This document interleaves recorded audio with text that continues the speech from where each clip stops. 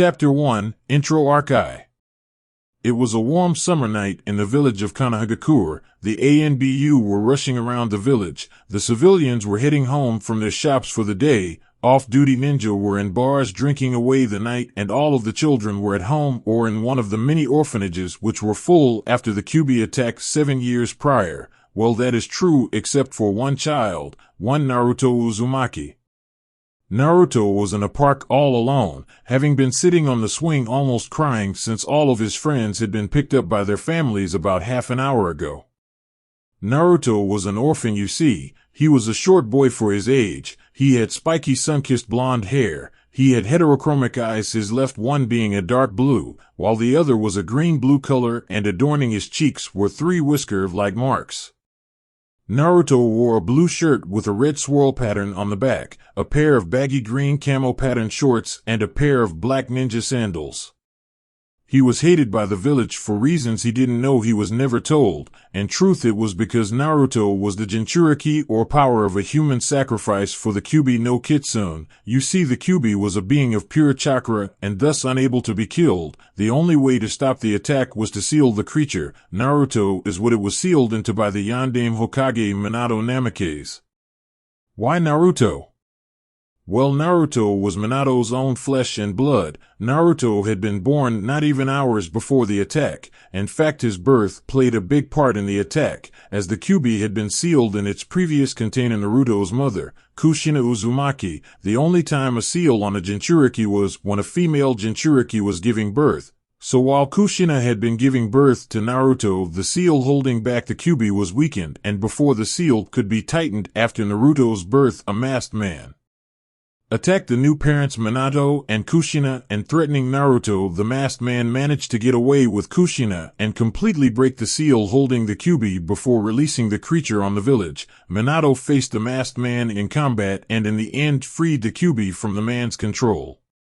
However, the matter still remained what to do with the Kyuubi, and it was with a heavy heart that Minato and Kushina reluctantly agreed to seal the beast in their son.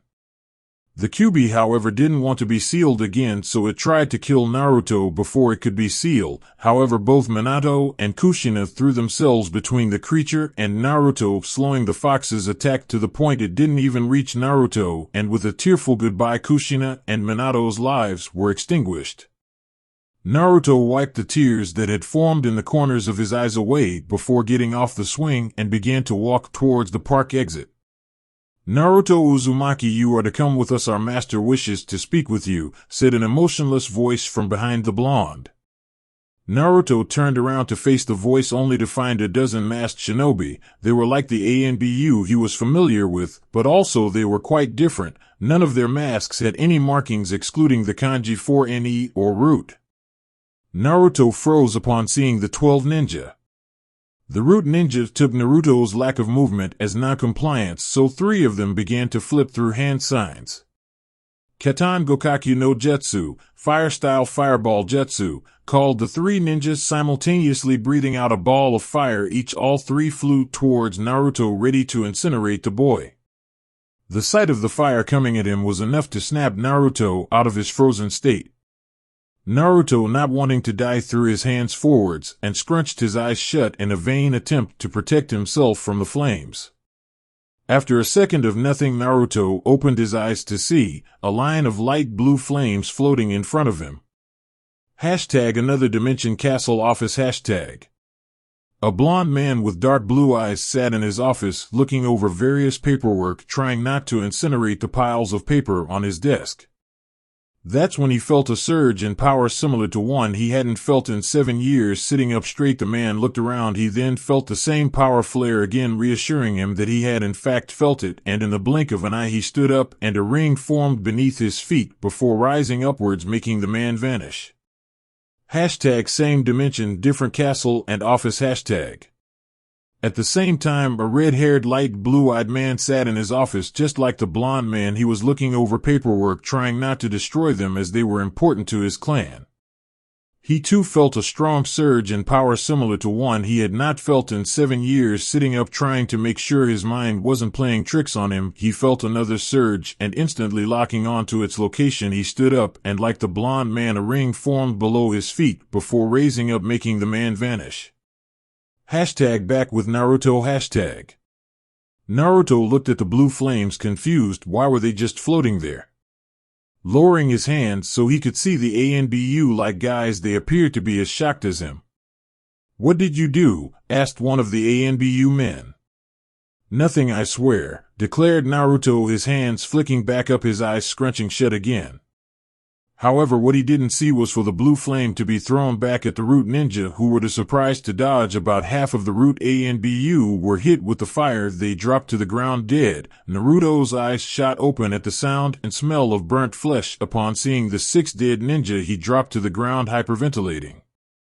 The remaining ninja turned to the downed Naruto and charged at him. Naruto looked up when he heard more noises. He saw 2 men standing protectively in front of him and no sign of the root ninja. "It's okay, Naruto, you can rest," said the red-haired man, and like that Naruto found himself feeling very sleepy. Naruto fell forwards into the arms of the red-haired man. "Lord Grimry," said the blonde man, nodding to the red-haired man. "Lord Phoenix," replied the now identified Lord Grimry. The 2 awake men stepped back from each other, and again rings formed under their feet before floating upwards, making the 2 of them vanish, Naruto in tow with Lord Grimry. However, what none of them noticed was a pair of charcoal black eyes watching the whole thing from a nearby tree. That boy has an interesting ability," muttered the man before he vanished. However, he vanished in a swirl of leaves. With Naruto. Naruto began to stir from his sleep. His eyes fluttered open, and they were assaulted by light, making him shut them right away. Letting his eyes adjust to the light, Naruto opened his eyes to find 4 girls looking at him curiously. Naruto looked from side to side. One of the girls had bright red hair and blue eyes. The other 3 girls all had black hair. The first, who stood next to the red-haired girl, had very long black hair and violet eyes. The third girl stood opposite the red-haired girl, had short black hair, her calculating violet eyes looking at him from behind her glasses. The last girl had long black hair and heterochromic eyes, her right being light brown and her left being violet, hidden behind her glasses. All 4 of them looked to be around his age. Can I help you 4? Asked Naruto, looking at all 4 girls confused. "No, not really," said the red-haired girl, stepping back, all 4 girls still looking at him curiously. "Who are you 4? Where am I?" asked Naruto. "Isn't it polite to introduce yourself before asking for the names of others?" questioned the dual violet-eyed glasses-wearing girl. "Is it? Sorry, I didn't know that. I'm Naruto," said Naruto with a small smile. The 4 girls raised eyebrows and narrowed eyes at the mention of not knowing. "I'm Rias. This is Akino, my queen. That's Sona, and she is Tsubaki, Sona's queen," said the red-haired girl, smiling, first pointing to the girl with long black hair and violet eyes, then the girl with short black hair, violet eyes and glasses, and then pointing to the heterochromic black-haired girl with glasses. Naruto's face scrunched up in confusion. "What do you mean, queens?" questioned Naruto, confused. "Evil pieces?" "Queens," spoke Sona as if it was the most obvious thing in the world. Now girls, Naruto-kun probably won't know about evil pieces," said the red-haired man who saved Naruto, walk into the room. "Thank you, sir," said Naruto, recognizing the man before bowing slightly, looking to the man who simply waved him off. "No problem, Naruto-kun," said the man with a smile. "What do you mean he probably won't know about evil pieces, Tusan? I mean, he is a devil, isn't he?" questioned Rias, looking at the red-haired man with a confused look. "Yes, he is a devil, Rias-chan, but he has lived his life in the elemental countries where there aren't that many devils, and his devil blood was suppressed until recently, and his parents didn't tell anyone about them being devils," said the red-haired man. "You know my parents?" screamed Naruto, almost not daring to hope that he did. His outburst shocked everyone in the room, none more so than the red-haired man. You mean you don't know who they were? Asked the man, getting a shake of the head from Naruto. Well, Naruto-kun, your parents were Kushina Grimmery and Minato Phoenix, or as they were known by the humans of your world, Minato Namakes and Kushina Uzumaki, said Rias's father. Kushina Grimmery, Minato Phoenix, Kushina Grimmery, Minato Phoenix, thought Naruto, getting a feel for the names. Wait, what do you mean humans of my world? Questioned Naruto, looking up at the man. Naruto, you, me, everyone in this room is a devil, said Rias's father, and before Naruto could say anything about how crazy being a devil sounded, Rias's father flared out a pair of bat-like wings. Then the four girls did the same, and to Naruto's surprise so did he. However, his wings were different from everyone else's. Halfway along the wing is changed to blue flaming wings of a similar shape. How come my wings are different? Asked Naruto, looking at his own wings, all other questions about devils leaving his mind. Well, Naruto-kun, you are a hybrid of the Grimmery and Phoenix clans. Phoenix wings are pure fire, unlike those of other devils, so the mixture of the blood made your wings the way they are, said Rias's father, making all four of the young female devils' eyes go wide. Naruto just nodded. That sounded reasonable. This boy has no idea he is the child of two of the most respected and ancient clans in the underworld, thought Sona, looking over at Naruto, seeing his placid reaction. This is cool and all, but I kind of want to go home, said Naruto, making Lord Grimmery turn serious. Naruto, I have been talking with Lord Phoenix, and we have decided that despite how much you may want to, we can't let you go back, at least until we are satisfied you can defend yourself, said Rias's father. You're going to train me as a ninja? Questioned Naruto excitedly. No, Naruto, we are going to train you to harness your devil blood and train you in devil magic, said Lord Grimmery. Okay, awesome. When do we start? Questioned Naruto excited. Tomorrow, however, to begin with, Naruto, my wife, Vinalana, will be teaching you some history of the devils and the other factions in the worlds, said Lord Grimmery. Oh, okay, said Naruto, somewhat deflated but still with a grin.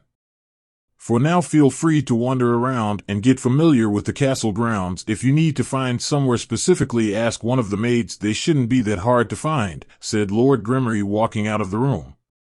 Naruto stood up from the bed he had been laying in and walked out of the room. He found the four girls walking out of the room too, but they went one way while Naruto went the other.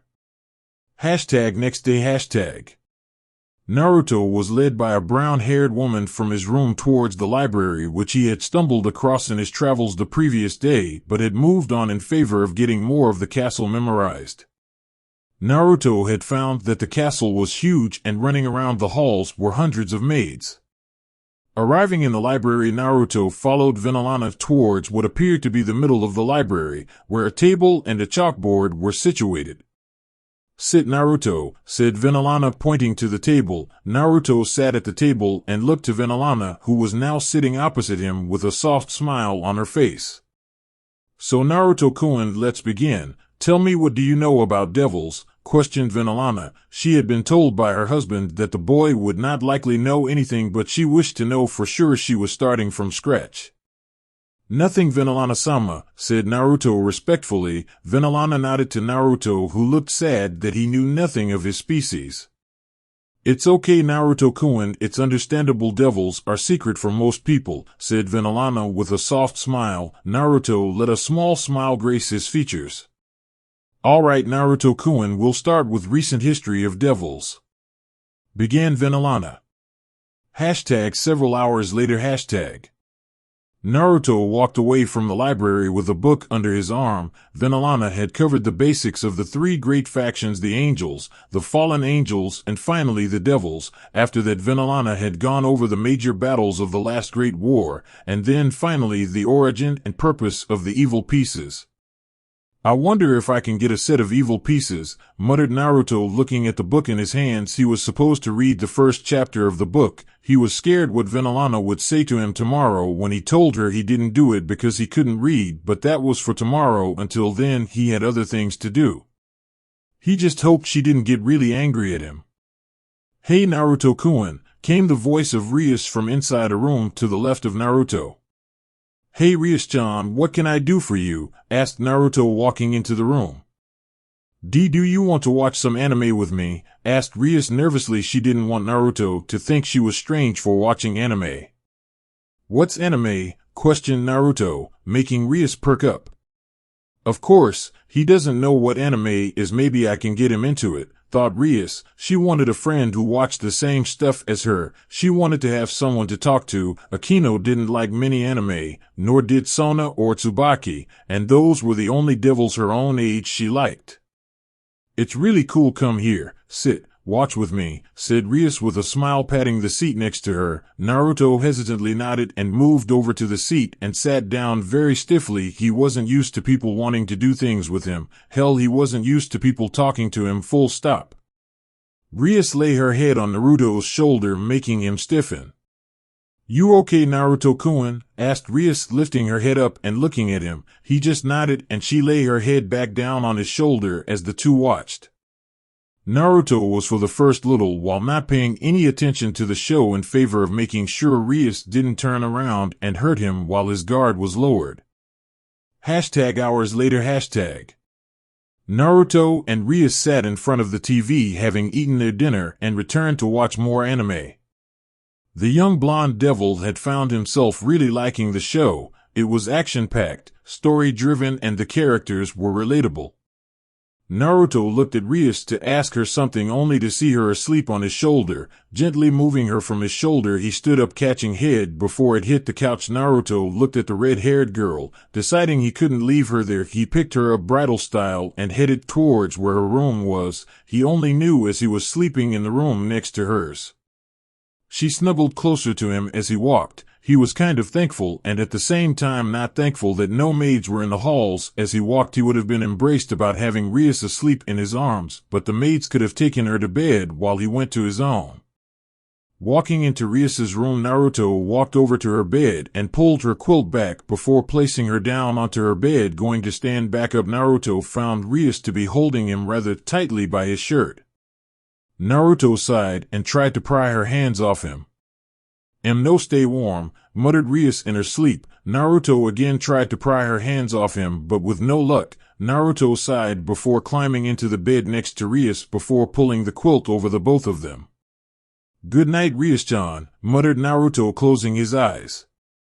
Alright people, chapter over. Chapter 2, Intro Arc 2. I don't own Naruto or DxD. Rias awoke from her slumber like any other day, naked and in her bed. However, thinking back, she couldn't remember how she got to her bed. The last thing she remembered was watching anime with Naruto. She was interrupted from her memory searching when she felt the bed move a bit. Looking next to her, she saw Naruto. Screamed Rias, waking up said boy, who leaped out of her bed and onto the floor in a panic. Looking around, he saw a naked Rias sitting on her bed looking at him. He then remembered what happened and dropped to his knees. "I'm sorry, Rias, you fell asleep on me and I brought you back here, but you wouldn't let me go. Please don't hurt me," begged Naruto on his knees, bowing to the girl. She looked at him, shocked that he would apologize so quickly. She was about to tell him it was fine when the door was just short of ripped off its hinges, and in ran her brother. "Rias, what's going on? I heard you scream," questioned the red-haired man before he spotted Naruto on the floor. "Is he what made you scream?" questioned the red-haired satin. "Rias, what's going on?" asked Lord Grimmery, running into the room, followed quickly by Vinalana, who quickly spotted Naruto on the floor. "Naruto, why are you bowing?" questioned Vinalana. "He startled me. I evidently fell asleep on him last night and he brought me back here, but I apparently wouldn't let go, so he slept with me. I woke up and was startled by the fact he was in my bed," said Rias, looking over to the now shaking bowed boy. Vinalana walked over to him, making him shake more. "Please don't hurt me," whimpered Naruto, not looking up at the woman whose face was one of shock, as was everyone. "Naruto-kun," said Vinalana. Naruto didn't move an inch, he just cowered away from the woman. "Naruto-kun, look at me," said Vinalana in a stern tone. Again Naruto moved not an inch. "Naruto," said the woman in a very stern tone, making him just peek up at her only to see her smiling. "Naruto-kun, it's okay, it was a misunderstanding," said Vinalana, rubbing circles in the boy's back. However, as she did, she felt something making her eyes widen. Why don't you come with me, Naruto-kun? We can get started on today's lesson, said Vinalana with a soft smile to the blonde, who looked at her shocked and still a little scared before he nodded and stood up slowly and followed the woman out of the room. Rias watched Naruto leave with a raised eyebrow. He confused her a bit, which she didn't like. You really need to stop stripping and you sleep, Amato, especially if you're going to start sleeping with Naruto-kun, said Surzix, looking at Rias with a smirk.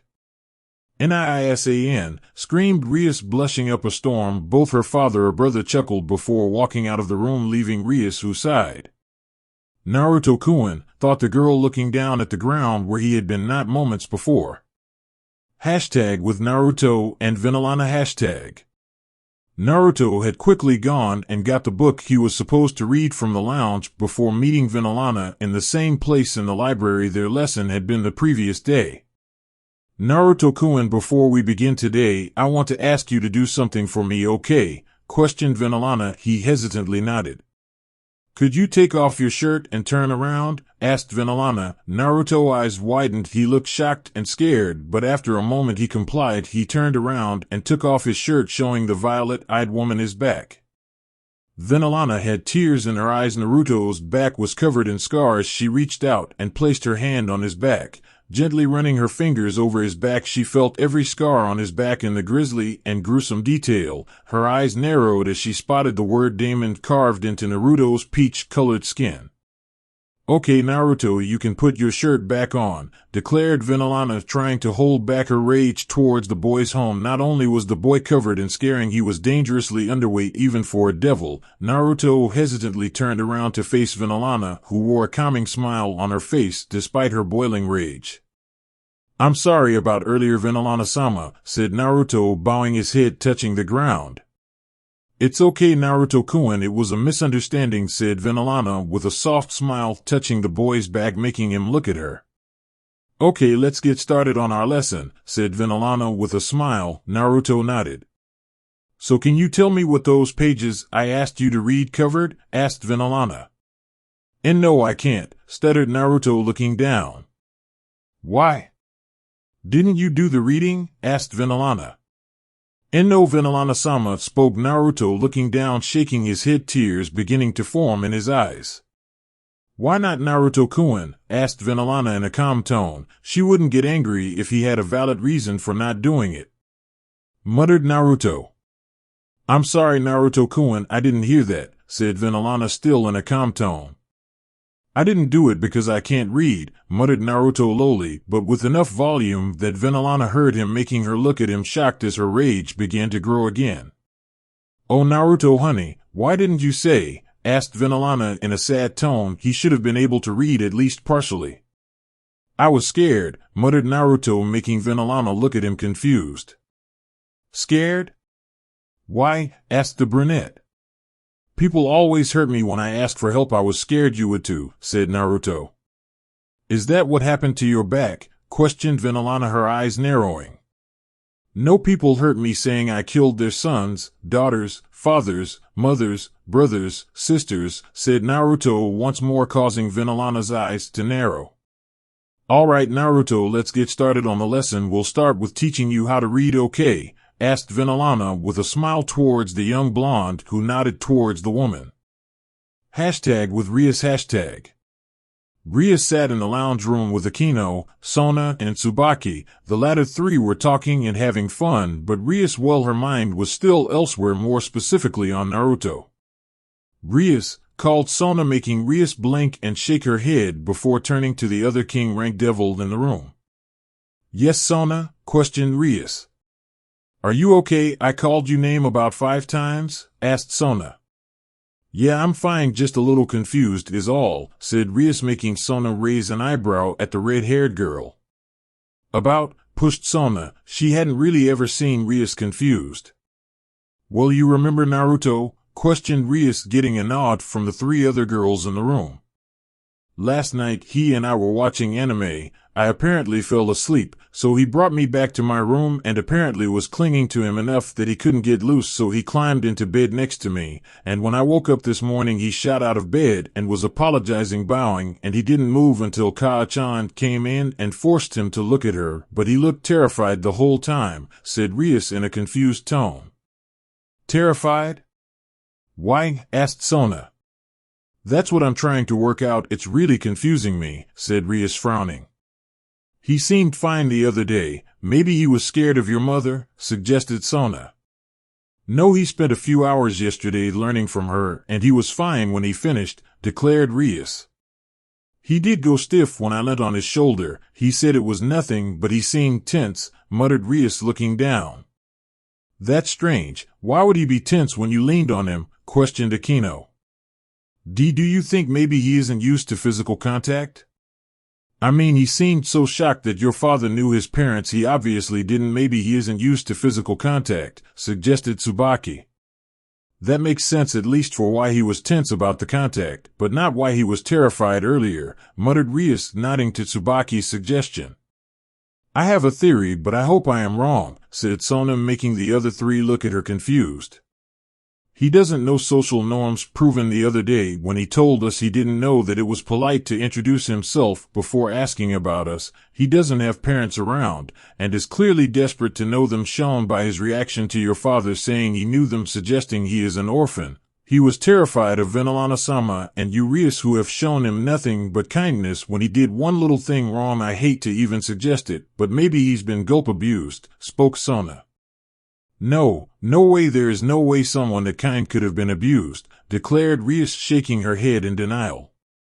Rias, Sona makes a good point. It sounds like it could be possible. He seemed a little jumpy around everyone as well. I know that doesn't mean much to you, but as someone who has been isolated by everyone, I can attest to when you are all alone, everyone is a potential threat, declared Tsubaki. And like I said, it's only a theory, and I too hope I am wrong, said Sona with a sad smile. Several hours later. Naruto once more walked out of the library, once again with a book under his arm. However, this was a much simpler book for him to try his hand at reading by himself after Venelana had been teaching him the basics of reading. Hey Naruto-kun, came the voice of Rias from down the hall. Oh hey Rias, sorry about this morning again, said Naruto, bowing to the red-haired girl. It's fine Naruto-kun, said Rias with a smile and a dismissive wave of her hand as she, Akino, Sona and Tsubaki approached him. We are heading to the hot springs. Naruto-san, would you like to join us? Asked Sona. Please Sona-chan, don't call me Naruto-san. Naruto is fine and as much fun as it sounds. I'm going to say no, said Naruto with an apologetic look.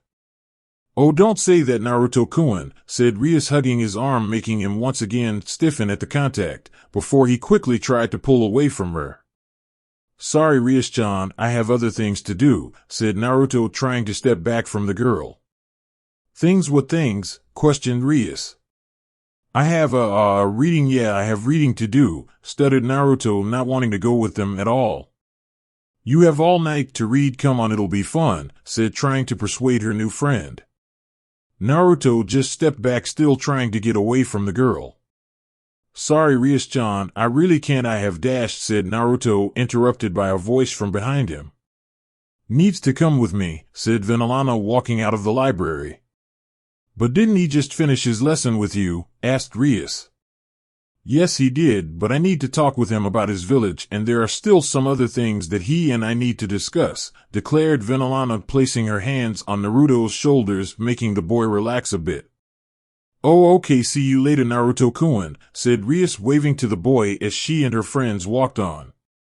Yes, see you later Rias-chan, Sona-chan, Akino-chan, Tsubaki-chan, said Naruto with a smile and a wave. Once all four of the girls were out of view, Naruto looked up at Venelana. Thank you Venelana-sama, said Naruto, looking up at her with a grateful smile. Well, it wasn't entirely a lie, said Venelana, looking down at Naruto with a sad smile on her face. The young blonde nodded and followed Venelana as she walked away. The two of them walked through the halls of Grimmery Castle, heading towards Lord Grimmery's office. Walking into the office, Naruto and Vinalana found that Lord Grimmery wasn't alone. "Oh, hello, Lord Phoenix-sama, we didn't mean to interrupt," said Vinalana, almost backing out of the room when she spotted the blonde man. "We were just finishing up anyway, no need to worry, Vinalana," said Lord Phoenix before he spotted Naruto behind the woman. "Hello there, young Naruto-kun," said Lord Phoenix, leaning down to be eye to eye with the boy, who hid behind Vinalana. "It's okay, Naruto-kun, Lord Phoenix-sama helped save you too, he's nice," said Vinalana, smiling down at the young blonde who hesitantly stepped out from behind Vinalana. "You look so much like your father," said Lord Phoenix, smiling at the boy, who looked up with a surprised look before his face settled into a smile. "Again, I am sorry to interrupt, but it is fortunate that you are here, Lord Phoenix-sama. Naruto-kun has, well, he has been, I can't even bring myself to say it," said Vinalana, tears beginning to form in her eyes just thinking about the blonde's back. "What's happened to Naruto-kun?" questioned Lord Grimmery, looking from his wife to the young blonde. "Naruto-kun, would you please take off your shirt again?" asked Vinalana, looking at Naruto sympathetically. Naruto's eyes went wide and he looked scared. Gingerly turning around, Naruto began to lift his shirt, showing his two saviors his back. As his shirt began to lift, the two men's eyes widened in shock as the scars on his back became visible, and as more and more of his malnourished back became visible, the men began leaking more and more killer intent, staining the air, making Naruto shake. By the time Naruto's shirt was all the way off, the two clan heads were leaking all of their ki, making Naruto violently shake. "Stop it, you two, you're scaring Naruto-kun," said Vinalana, keeling down, hugging Naruto close to her.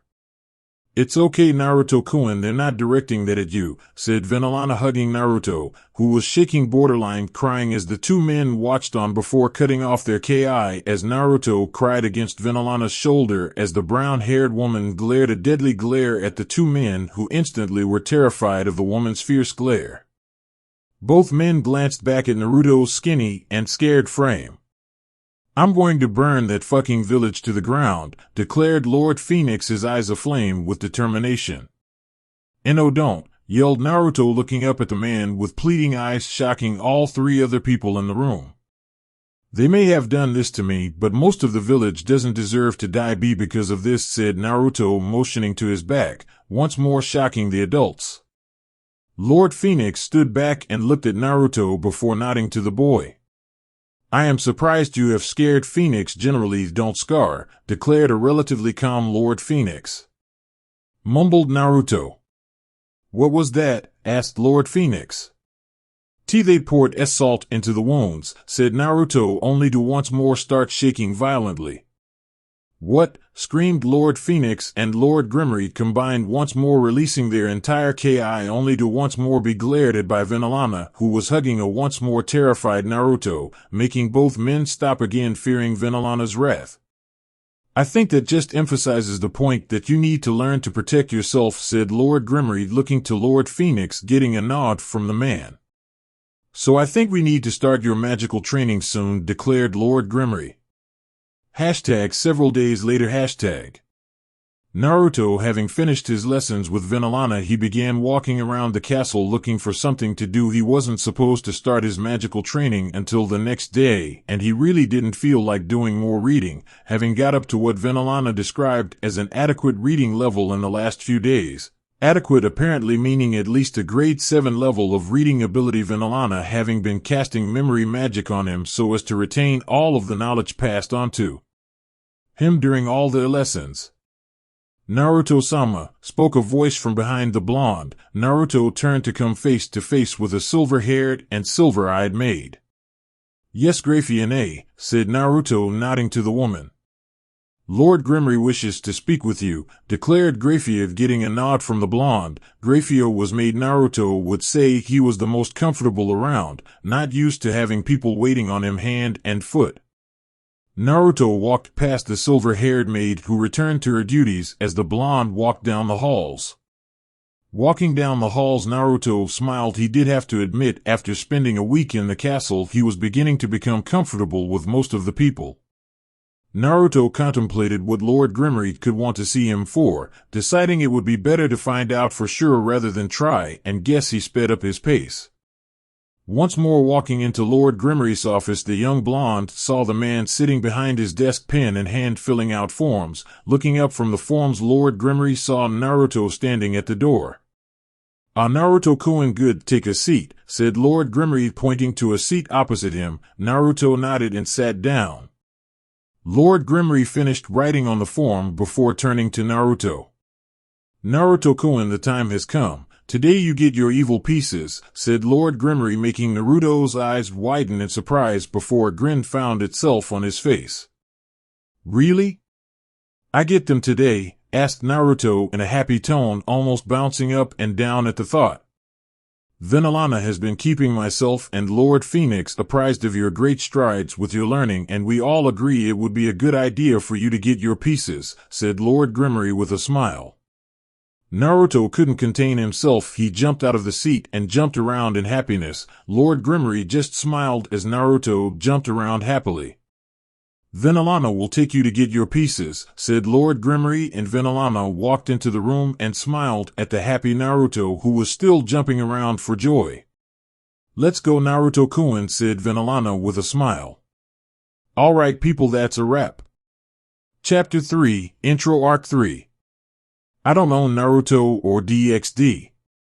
Naruto and Venalana walked down the streets of Lilith. All of Naruto's earlier excitement replaced by nervousness and a small amount of fear. Naruto stood very close to Venalana, his eyes never in the same spot. For 2 seconds the blonde was visibly terrified. The boy's actions made Venalana reconsider allowing her husband and Lord Phoenix to burn the boy's previous home to the ground. She looked down at Naruto with a look of sadness on her face. Forcing a smile onto her face, she put a comforting hand on Naruto's shoulder, making him look up at her. It's okay, Naruto-kun, no one here will hurt you, said Venalana with a smile to the young blonde, who smiled up at the woman before looking back ahead of him, visibly much more calm, still looking around him, however no longer in fear now, just to take in the sights. Walking into a large open gardened area, the two devils followed a path through the botanical gardens. In the center of the gardens was a large stone pillar with lots and lots of intricate-looking runes spread out all over the thing. Well, Naruto, we're here, said Venalana, looking down at Naruto with a smile only to get a confused look in return. You touch that pillar which registers you as a king, and then your pieces will form, said Venalana. Naruto raised an eyebrow but stepped forwards anyway. Stepping up to the pillar, Naruto just sent one last glance back to Venalana before putting his right hand, palm flat on the stone pillar. Registration pending. Species, pure blood devil. Ranking, high class devil. Clans, Phoenix, Grimmery. Age, 7. Previous registration attempts, not applicable. Family, Minato Phoenix, father, Kushina Grimmery, mother.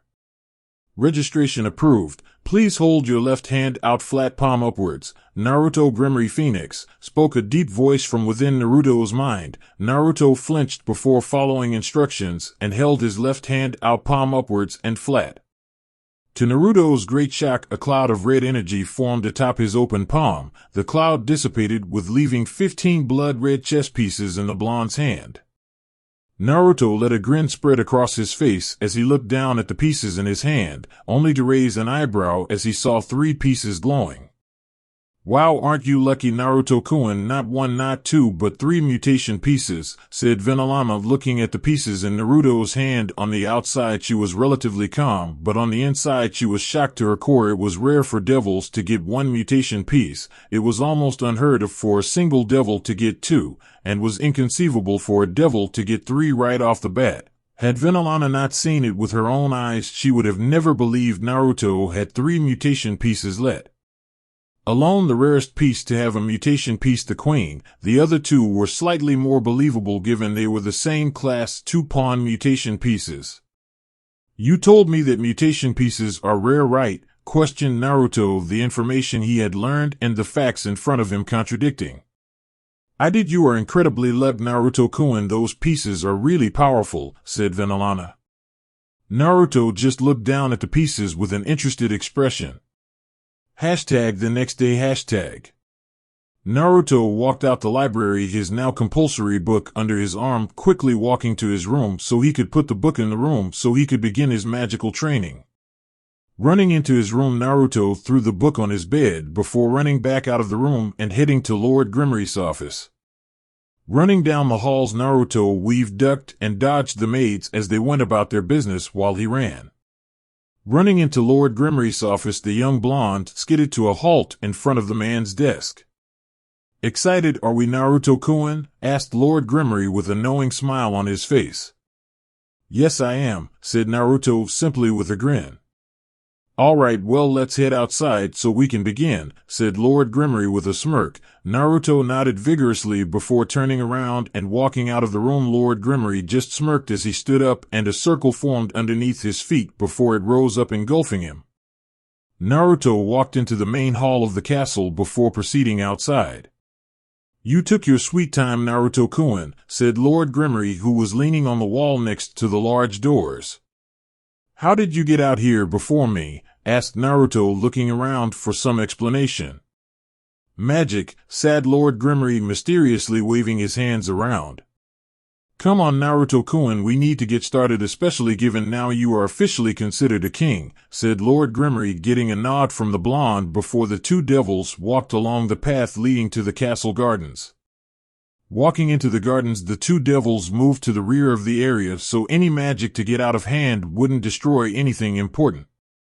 "All right, Naruto-kun, to start you need to learn to harness your demonic energy. The best way to begin that process is for you to try and form your wings, so I want you to think of the strongest image you can think of while concentrating here and here," said Lord Grimmery, touching Naruto's back on his shoulder blades one after the other, indicating where Naruto had to be concentrating on. Naruto nodded before closing his eyes while racking his brain for an image to use. It took a few moments for Naruto to come up with an image.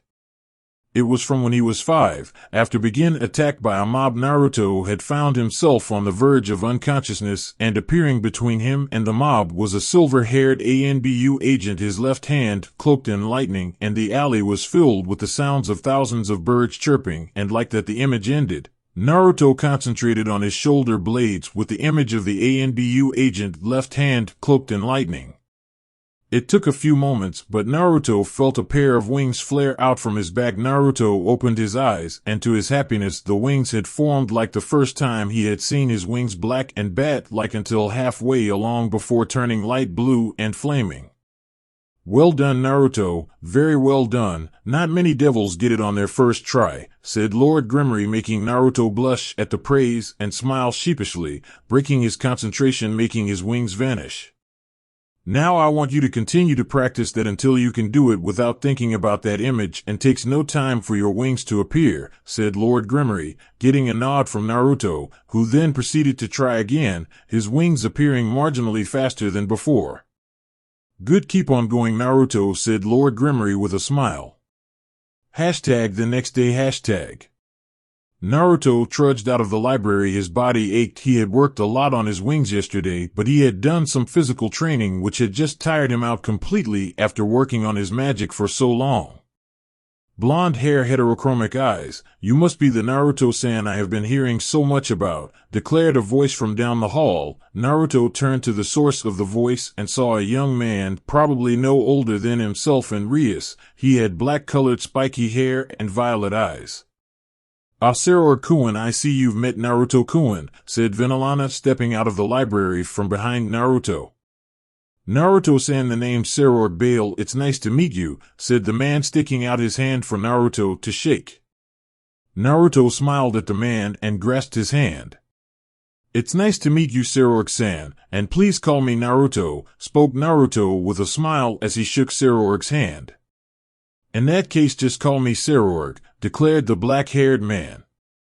"Well, seeing as you two are getting along, I'll leave you to it," said Vinalana as she began to walk down the hallway.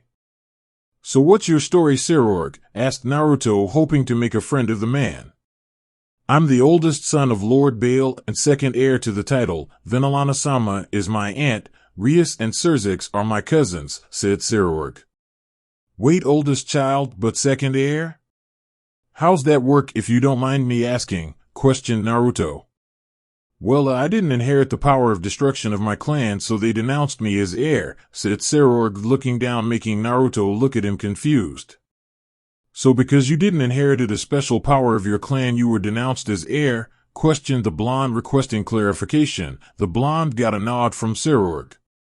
That's fucking stupid, declared Naruto. You should find something that you're good at and train until you're the best at it, then train some more, then beat the heir, said Naruto. I don't know about that. That's just how things go. So what about you? What's your story, Blondie? Asked Sarorg. Well, I was born in the elemental nations and didn't even know I was a devil until about a week ago. Hell, I didn't even know about devils until a week ago, said Naruto. Before the conversation could continue, a voice called out to the two of them. Naruto-kun, Sarorg, called a voice from down the hallway. The two male devils turned to see Rias walking down the hallway towards them. Hey Rias-chan, said Naruto with a smile and a wave. Hi cousin, declared Sarorg with a grin.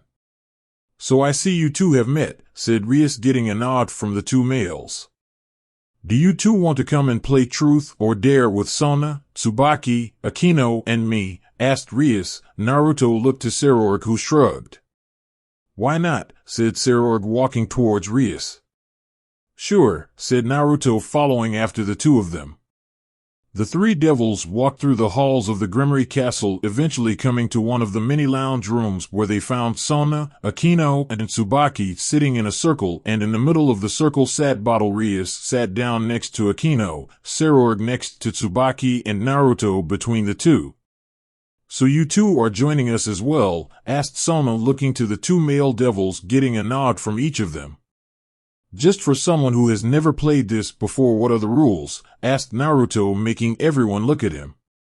While not the most common of games, almost everyone everywhere knew of truth or dare. Unfortunately, this just adds to our theory of abuse to Naruto-kun, thought the four girls simultaneously. Well, the bottle in the center is spun, and whoever it points to gets to pick someone, and they either pick truth or dare, and then the bottle-appointed person gives them a question or dare depending on what they picked, said Rias, making Naruto nod in understanding. Rias spun the bottle. It spun around and around. Slowing down, it came to a stop, pointing at Sona. Hashtag 10 minutes later. Hashtag. Rias once more spun the bottle. Having finished her turn, the bottle spun for a moment before slowing down until it finally came to a stop on Naruto, who looked shocked it landed on him, but then began scratching his chin before he came up with an idea. Sona, truth or dare? Questioned Naruto, looking at her with a raised eyebrow. Truth, said Sona, taking a moment to think before answering. What's your dream for the future? Asked Naruto. He hadn't been playing like everyone else. He was more using this as a chance to get closer with them all. My dream for the future? Questioned Sona, looking at Naruto somewhat nervously. Naruto just nodded to her. I want to open a raiding game school open to all devils, not just high-class devils, said Sona, anxiously, not looking at Naruto while rubbing her arm nervously. That's a great dream. I'm sure you'll do it, said Naruto, making Sona's head snap towards Naruto with a look of shock on her face. The others in the circle looked towards Naruto with intrigued looks too. What? Asked Naruto. You actually believe that I can do it? Questioned Sona. Well, sure. Why wouldn't you be able to do it? Asked Naruto, confused. The majority of devils believe that low-class devils should learn about anything to do with devils, said Sona, looking down. Well, then we'll change those views, said Naruto with a smile. Wait, you're going to help me? Questioned Sona, looking at Naruto, surprised. Yeah, why wouldn't I help my friend? We are friends, aren't we, Sona? Questioned Naruto, sounding unsure of the latter fact. Of course we are, Naruto-kun, said Sona with a smile to the young blonde, making him grin at her. All right, next spin, declared Naruto, spinning the bottle in the middle of the group. The bottle spun and spun before landing on Sarorg, who rubbed his chin. All right, Naruto, truth or dare? Questioned Sarorg. Of truth, declared Naruto, thinking on it for a moment. Okay. What's it like growing up in the elemental nations? Asked Sarorg, making everyone's eyes go wide. Naruto's eyes went wide before quickly returning to normal. Rias, Sona, Akino, and Tsubaki's eyes went wide before glancing at Naruto, concern and intrigue. Well, it's different from growing up here. People are taught from a young age to use chakra, which can do really cool things like make fireballs, bolts of lightning, spears of earth. People are also taught to use weapons from about the same age, like swords and kunai and stuff, said Naruto, forcing a smile as he said it, rubbing his back as he talked about weapons, which all four of the girls picked up on. His back, why is, oh no, they couldn't not Naruto-kun, thought Sona to herself, spotting Naruto's gesture. Why is Naruto-san rubbing his? No, that can't be why, thought Tsubaki, having a similar thought to Sona. Why is he rubbing his back like the, oh Naruto-kun, what have they done to you? Questioned Rias, she too sharing a similar thought to that of Sona and Tsubaki. No, they wouldn't, thought Akino to herself, seeing Naruto rubbing his back. Oh, that sounds pretty cool, said Sarorg somewhat excitedly. Before he then sat forwards and spun the bottle. Once the bottle stopped, this time it was pointing to Rias, who looked up in thought for a moment before turning to Sarorg. Sarorg, truth or dare? Asked Rias, a smile on her face. Let's be different, dare, declared Sarorg with a grin. Okay, I dare you to go and insult Graphia's cooking, said Rias with a smirk. Sarorg's skin paled as he heard the dare. No way, declared Sarorg, looking away from the group. What's the matter, Sarorg, you chicken? Asked Naruto, trying to rile the young devil up. Yes, actually, have you seen that made angry? It's not nice, and there is no way to make dash, began Sarorg, only to be interrupted by Naruto imitating chicken sounds. Naruto, shut up, ordered Sarorg, trying to shut the blonde up only for him to keep going.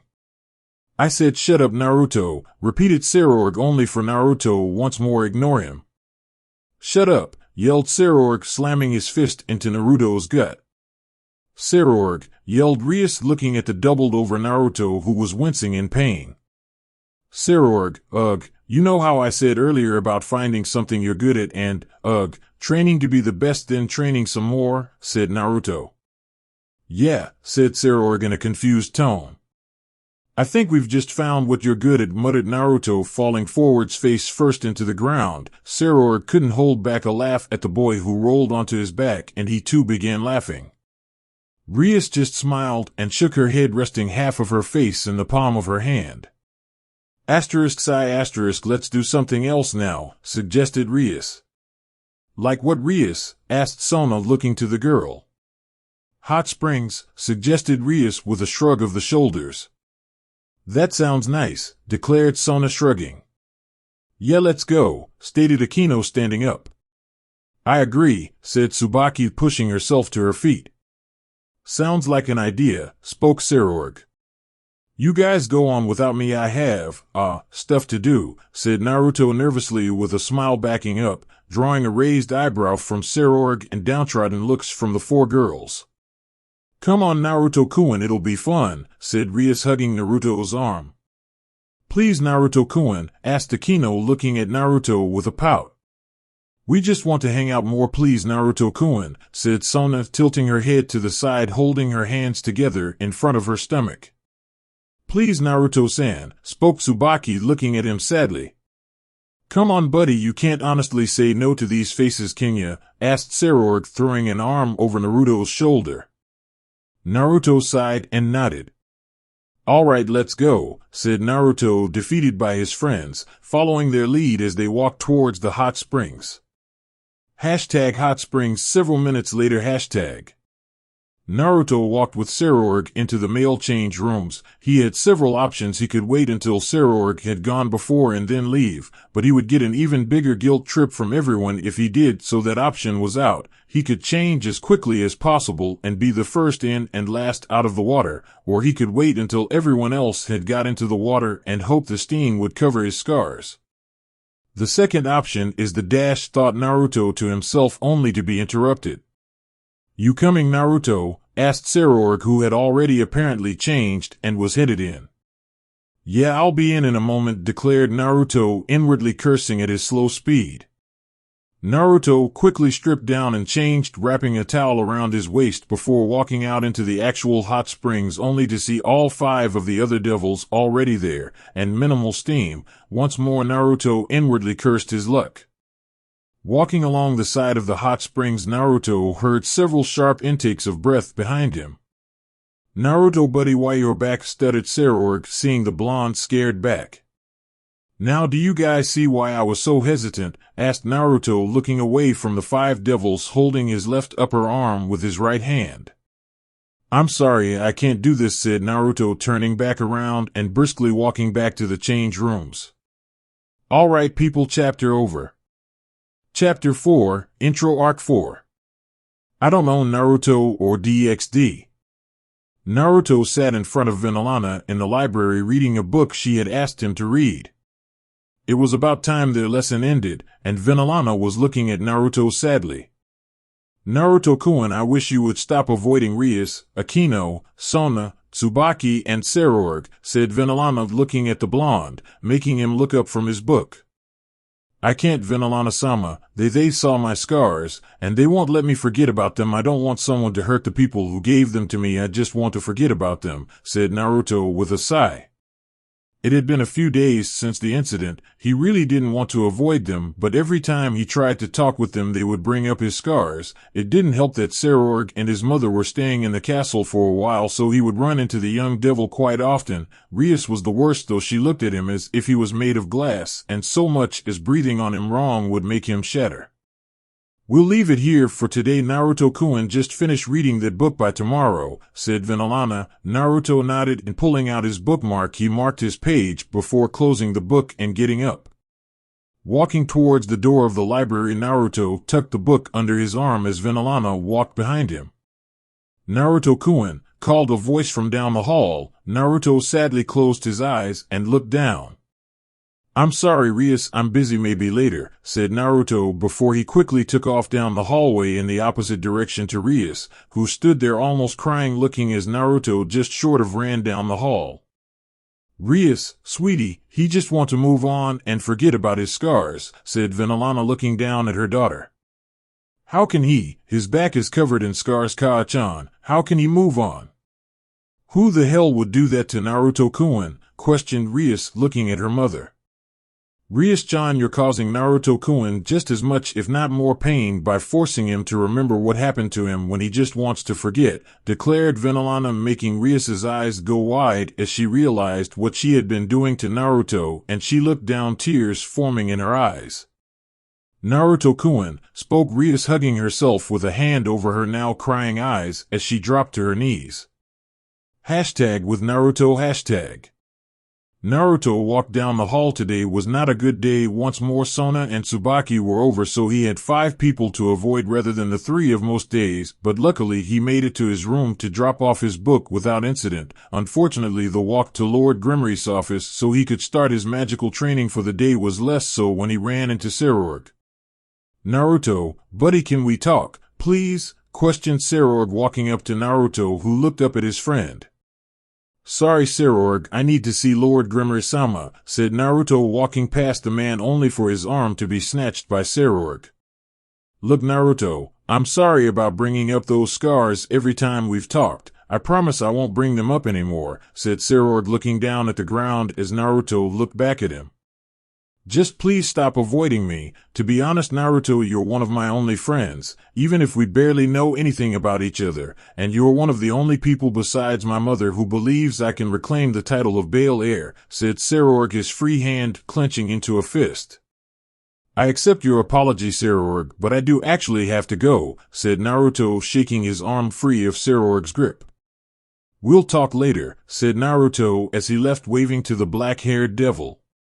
Naruto walked through the halls, thankfully arriving at Lord Grimry's office without further trouble. Walking into the office, Naruto found Lord Phoenix was also in the office. "Oh, sorry, didn't mean to interrupt," said Naruto, going to step back out of the office. "You weren't interrupting, Naruto-kun, we were waiting for you," said Lord Phoenix. We decided given how quickly you are advancing with your magic it's time for you to begin learning what Lord Phoenix has to teach you, said Lord Grimmery, making Naruto look to the blonde-haired man who smiled down at the blonde. So you'll be coming with me for the afternoon, Naruto-kun, said Lord Phoenix with a smile. Naruto smiled and nodded. Let's go, declared Naruto with a smile. Lord Phoenix nodded and walked over to Naruto, placing a hand on the boy's shoulder before a ring formed under the two of them. Rising upwards, the two devils vanished. #Phoenix Castle #. The two blonde devils appeared in a grassy field with a great stone castle nearby.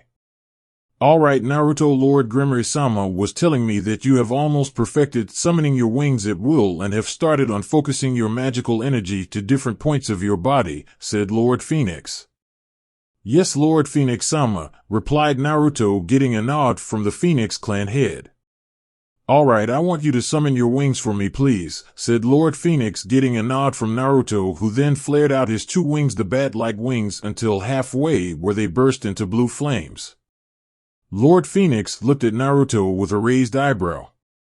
Okay, Naruto, I want you to concentrate your magical energy on your hands and wave them through the flaming parts of your wings, said Lord Phoenix. Naruto nodded, channeling magic energy to his hands before waving his hand through his flaming wings, and to his shock 2 balls of blue fire came out with his hands. Wow, this is cool, said Naruto, moving his hands around with the blue fire. However, his concentration of the magical power to his hands faltered and the flames dissipated. Ah, damn it, muttered Naruto, looking at his now flameless hands. It's okay, Naruto, just focus magical energy on your hands and put them through your wings again. However, this time I want you to try and manipulate the flames with only you mind no moving your hands, said Lord Phoenix, getting a determined nod from Naruto. Later that night, Grimmery Castle #. Naruto sat on his bed, a book in his hands. He had returned to Grimmery Castle by teleportation circle courtesy of Lord Phoenix just in time for dinner, which had been rather awkward as Naruto could constantly feel the eyes of Rias, Sona, Akino, and Tsubaki all on him, so he had just keep his head down as he ate. And after dinner he and Sarorg had hung out for a while, and now he was just finishing off the reading Vinalana had told him to do. As the blonde finished the book and put it down on his bedside table with his now not needed bookmark on top of it, he heard the door open. Looking up, he was surprised to see Sona and Ria standing in his doorway. May we come in, Naruto-kun? Asked Sona. Yeah, come on in, said Naruto with a sigh, looking at the bed. He had been avoiding them enough. The two girls walked into the room and climbed onto the bed in front of Naruto before sitting facing him. Naruto-kun, we came to say sorry, said Sona, making Naruto look up at them. Kaa-chan told me earlier today that by constantly asking you about your scars we were causing you more pain, so sorry, Naruto-kun, said Ria, shifting forwards and hugging Naruto. We really didn't think about it that way, nor did we look at it from your perspective of just wanting to forget about them. Sorry, Naruto-kun, said Sona. She too shifted forwards and hugged Naruto. Naruto stiffened at the contact of both girls, but quickly snapped out of it as their words processed in his mind, and he smiled and tears began to form in his eyes as he wrapped an arm around each of the two girls hugging him. Thank you, muttered Naruto, making both girls smile until they felt something wet on their necks. Pulling back, they both saw Naruto crying. Naruto-kun, why are you crying? Asked Sona, as she wiped the tears from one of his eyes while Rias wiped the tears from his other eye. I'm just so happy you two are my friends, said Naruto with a wobbly smile. Well, of course, silly, why wouldn't we be friends? What did you think we'd stop being your friends because of you didn't talk to us for a while? Questioned Rias, looking at Naruto laughing, only to stop laughing when she saw him nod. Oh, Naruto-kun, nothing like that would make us stop being your friends, said Sona with a smile as she and Rias once more hugged Naruto, whose wobbly smile fell as he started crying on their shoulders. The two Devil Clan heiresses just smiled sadly as Naruto cried on their shoulders. However, their sad smiles turned to tears of their own as they realized that Naruto would have only had that thought process from having something similar happen in the past. His life must have been just short of torture, thought Sona to herself as a few tears fell for her friend.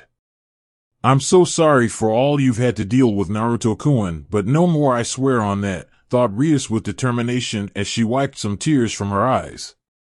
The two girls both independently decided to let Naruto cry as long as he wanted/needed to. When his tears slowed from the constant crying to the occasional sniffle, the two girls pulled back. "Better now, Naruto-kun?" asked Rias, looking at the boy only to find him asleep. Rias and Sona shared a smile. "Sleep well, Naruto-kun," spoke Sona. The next morning.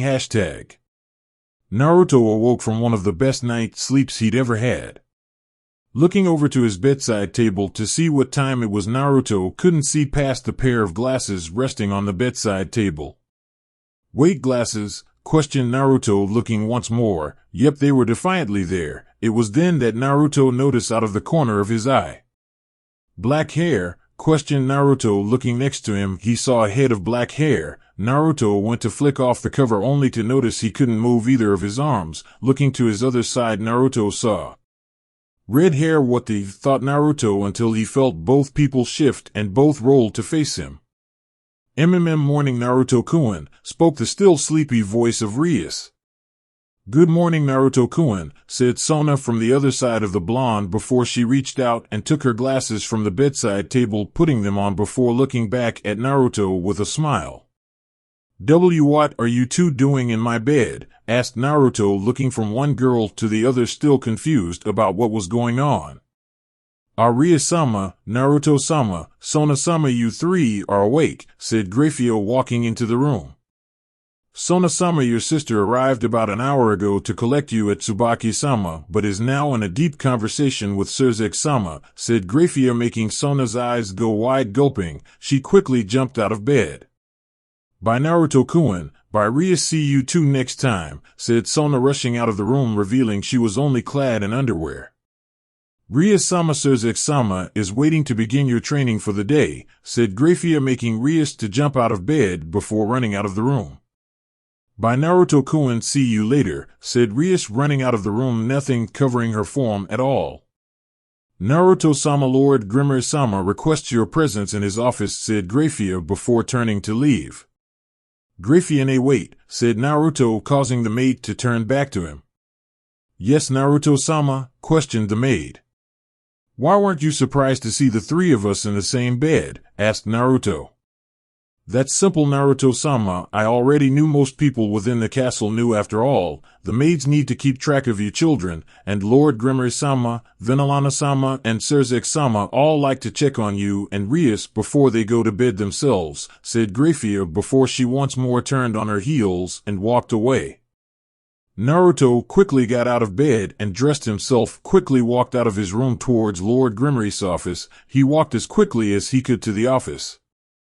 Not being interrupted, Naruto made it to Lord Grimmery's office within several minutes. Walking into the room, he found that Lord Grimmery wasn't alone. There was Venalana, Lord Phoenix, and a blonde-haired, blue-eyed woman standing next to Lord Phoenix. "You wanted to see me, Lord Grimmer-sama?" questioned Naruto, making all four adults turn to him. Yes, Naruto-kun, come in, said Lord Grimmery with a smile, calling the boy in.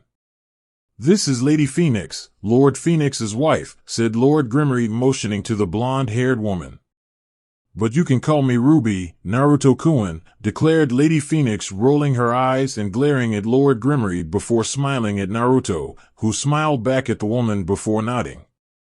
"Naruto-kun, we know how you feel about this, but this will be the last time we ask this of you," said Venalana, drawing Naruto's attention to her. "Scars?" asked the young blonde, getting a nod from the brunette. Naruto turned around and once more took off his shirt, showing his scared back and his still slightly undernourished stomach to the four adults in the room. Lord Phoenix and Lord Grimmery both clenched their fists and looked away from Naruto. Venalana looked down, tears threatening to form in her eyes. Ruby, however. "Oh, Naruto-kun, what did that village do to you?" muttered Ruby as she walked over to Naruto and pulled the young child into a hug. "I'm so sorry, Naruto. If I had known, I would have taken you away sooner," declared Ruby. "It's okay, Ruby-sama, it's in the past now," said Naruto, patting the woman's top hand. "No, Naruto-kun, don't call me Ruby-sama. I will not have my nephew calling me something so formal," said Ruby, shocking Naruto. "Oh, Oba-san, questioned Naruto, not sure he heard her right and at the same time testing the word. Yes, Naruto-kun, I'm your aunt, declared Ruby. Ahem, sorry to interrupt this family reunion, but should we not get onto why we called Naruto-kun here in the first place? Questioned Lord Gremory, making Ruby step back from Naruto before nodding to the other devils. Naruto-kun, we called you here to tell you we might be able to get rid of your scars, said Lord Gremory, making Naruto go wide-eyed.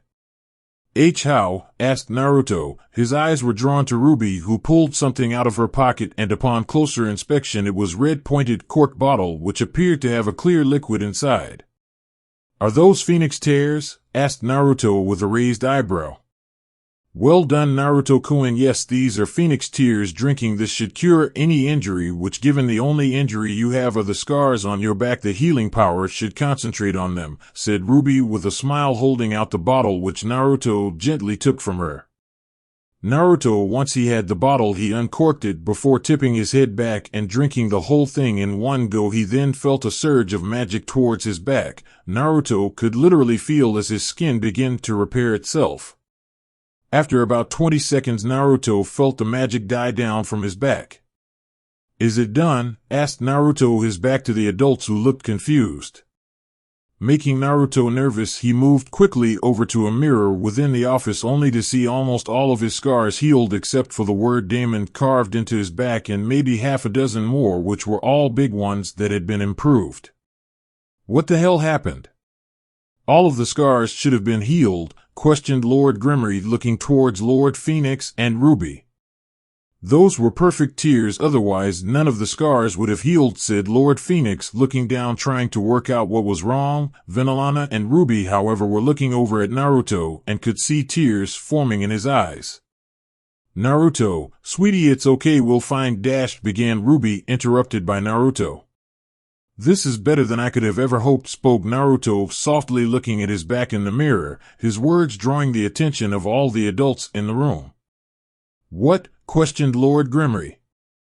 The doctors of Konoha said my back would never be able to be healed. This is better than I could have ever dreamt of. Thank you all, said Naruto, making all four of the adults look at him shocked before they smiled at the boy. His happiness was infectious, it seemed.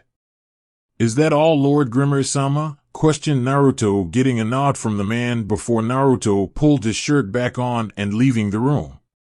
I still want to know what stopped those scars healing, muttered Lord Phoenix, looking down. I think there was residual chakra, I think is what the ninja call it, left in the wounds, said Vanillana, drawing everyone's attention to her. Several days later, castle grounds. Naruto stood with Akino in the castle grounds. The two devils were alone as Rias had been called away by her father and mother about something. In the past couple of days, Akino and Tsubaki, like Sarorg, Rias and Sona, had apologized to Naruto. The blonde himself had been taught by Lord Phoenix how to create fire from nothing, by exciting the molecules in the air enough to make them vibrate at speeds that made them burst into flames. Naruto was having a bit of trouble with it, so he had sought out Akino, who he knew had a grasp on making fire this way. Okay, so Naruto-kun, you have to began Akino, interrupted by the sound of flapping around the two of them. Akino-sama, enough is enough, your father wants you to come home, declared a voice from above the two devils, who both looked up to see half a dozen fallen angels who promptly dropped down around Akino. You can tell him like all the other times he can go to hell, I never want to see him again, snarled Akino, only for her to ghostly pale as she heard a voice. You're a fallen angel? Questioned Naruto, making Akino turn to him, her face one of terror before it morphed into one of sadness, and she nodded. Oi, you fallen angel bastards, get away from my friend before I roast you all alive, declared Naruto, making Akino's head snap in Naruto's direction. She saw him smiling at her. And Naruto-kun? Questioned Akino. You're my friend, Akino, I never abandon my friends, declared Naruto. Alright people, chapter over. Chapter 5, Intro Arc V. I don't own Naruto or DxD. What the hell are you going to do, devil boy? Questioned one of the fallen angels, smirking at the blonde boy. I said get away from her, yelled Naruto. Red bubbly chakra forming around his body. His whole body became covered in the yukai. A pair of fox ear-shaped yukai bubbles formed on his head, as did a tail-like shape. Naruto flared his wings out behind him, free from the red bubbly cloak. "Crap, he's a yukai," declared one of the fallen angels. "And Naruto-kun?" questioned Akino, looking at her friend, whose normal heterochromic eyes had changed and replaced with a pair of blood-red eyes. Blue flames cloaked Naruto's hands as he blurred forwards, throwing balls of blue flame forwards, making the fallen angels jump back, and Naruto appeared between Akino and the fallen angels. "You okay, Akino-chan?" asked the yukai-coated Naruto, looking back at Akino, who nodded him blankly. Naruto then turned back to the fallen angels in front of him, glaring at them. The blonde bolted forwards, his fingernails sharpening into claws which became cloaked in blue fire. Jumping at one of the fallen angels, Naruto went to swipe at the man, only for him jump backwards, and Naruto was not quick enough to avoid a spear of light that flew out of nowhere and pierced Naruto's shoulder. "Naruto-kun!" screamed Akino, who looked on in shock as Naruto grimaced as he simply ripped the weapon out of his shoulder, which began to steam a bit. Naruto then ran at the fallen angels again. "This is my fight, I have to help," thought Akino to herself as she held her hand out, and a yellow magical circle formed in front of her hand, and lightning shot out of the circle at the fallen angels, who looked at her in shock, giving Naruto just enough time to lunge forwards and swipe at their neck, leaving 3 deep claw marks on their neck which spurt blood out like water fountains. However, Naruto didn't see that as he blurred onto the next target. "You son of a bitch," growled another of the fallen angels, looking at Naruto, all of them forming light spears. Naruto once more blurred forwards towards the fallen angels. Just as one of the men was about to slam a light spear into the beastly Naruto, he was hit with lightning, courtesy of Akino, who smirked a sadistic smirk as Naruto slammed his yukai and flame-coated hand through the shocked fallen angel's chest. Instead of pulling his hand out, Naruto incinerated the body and let the ashes fall off as he stalked forwards. The fallen angels backed up a bit. "Come on, you lot, we have a job to do," declared one of the fallen angels, giving them confidence once more. The 4 men formed light spears ready to fight. Naruto charged forwards, jumping up, 2 large balls of flame forming in his hands as he flew through the air. Naruto threw the fireballs as he drew closer to the fallen angels. However, at the same time, his target thrust forwards his light spear, piercing Naruto's gut, making him fall back. "Naruto-kun!" screamed Akino, rushing forwards as the yukai receded from Naruto's skin. Naruto was writhing in pain as Akino slid to a stop right next to him, crying. "Hey, Akino-chan, DD, don't cry," muttered Naruto, reaching up to her as his eyes began to close. As Naruto's arm fell limply at his side, a black and red energy attack flew out of nowhere and disintegrated the last of the fallen angels in the blink of an eye. #unknown location #. Naruto's eyes fluttered open, and he found himself looking upwards into darkness with walls to the side of him. Sitting up, Naruto found himself in what looked like a sewer crossed with a boiler room. Naruto sat up and saw there were pipes running along the walls about 6 foot up. One was red and the other was blue. Naruto looked down and he saw he was sitting in water. Standing up, Naruto felt no water on his clothes. Looking up and down the corridors, Naruto decided to explore a bit, so he began walking down the halls. After what felt like hours of walking, Naruto came upon a huge room, half of which was cut off by bars with a block in the middle that had the kanji for seal on it. "Hello," called Naruto into the darkness. "Naruto-chan, is that you?" called a distinctly female voice from behind the bars. "How do you know my name?" questioned Naruto, confused. That was until a human shape appeared from the shadows of the bars. "Keika-chan?" questioned Naruto, looking at the woman who looked exactly like his mother from what he had seen from pictures of her ankle-length red hair, dark blue eyes. "Naruto-chan," said the woman with her arms out wide in a hugging motion. "I don't get it, how are you alive?" questioned Naruto, making Kushina frown a bit. "Naruto, how much do you know about Konoha and the Kyuubi attack?" questioned Kushina. I was told that the QB just suddenly appeared on the day I was born and ran rampart in Konoha until Tusan came in and teleported the QB away and sacrificed himself to kill it, said Naruto. Well, that is partially right. The QB did attack on the day you were born running rampart in Konoha, and your father did teleport it away and sacrifice himself, but not to kill it. The QB had been sealed in me, however, when a female Jinchuriki, holder of a Biju, gives birth, the seal is weakened. While the seal was in this weakened state, a masked man attacked me, you, and your father. Taking you hostage, he separated your father and me and ripped the QB out of the seal, then with his Sharingan forced the beast to attack Konoha.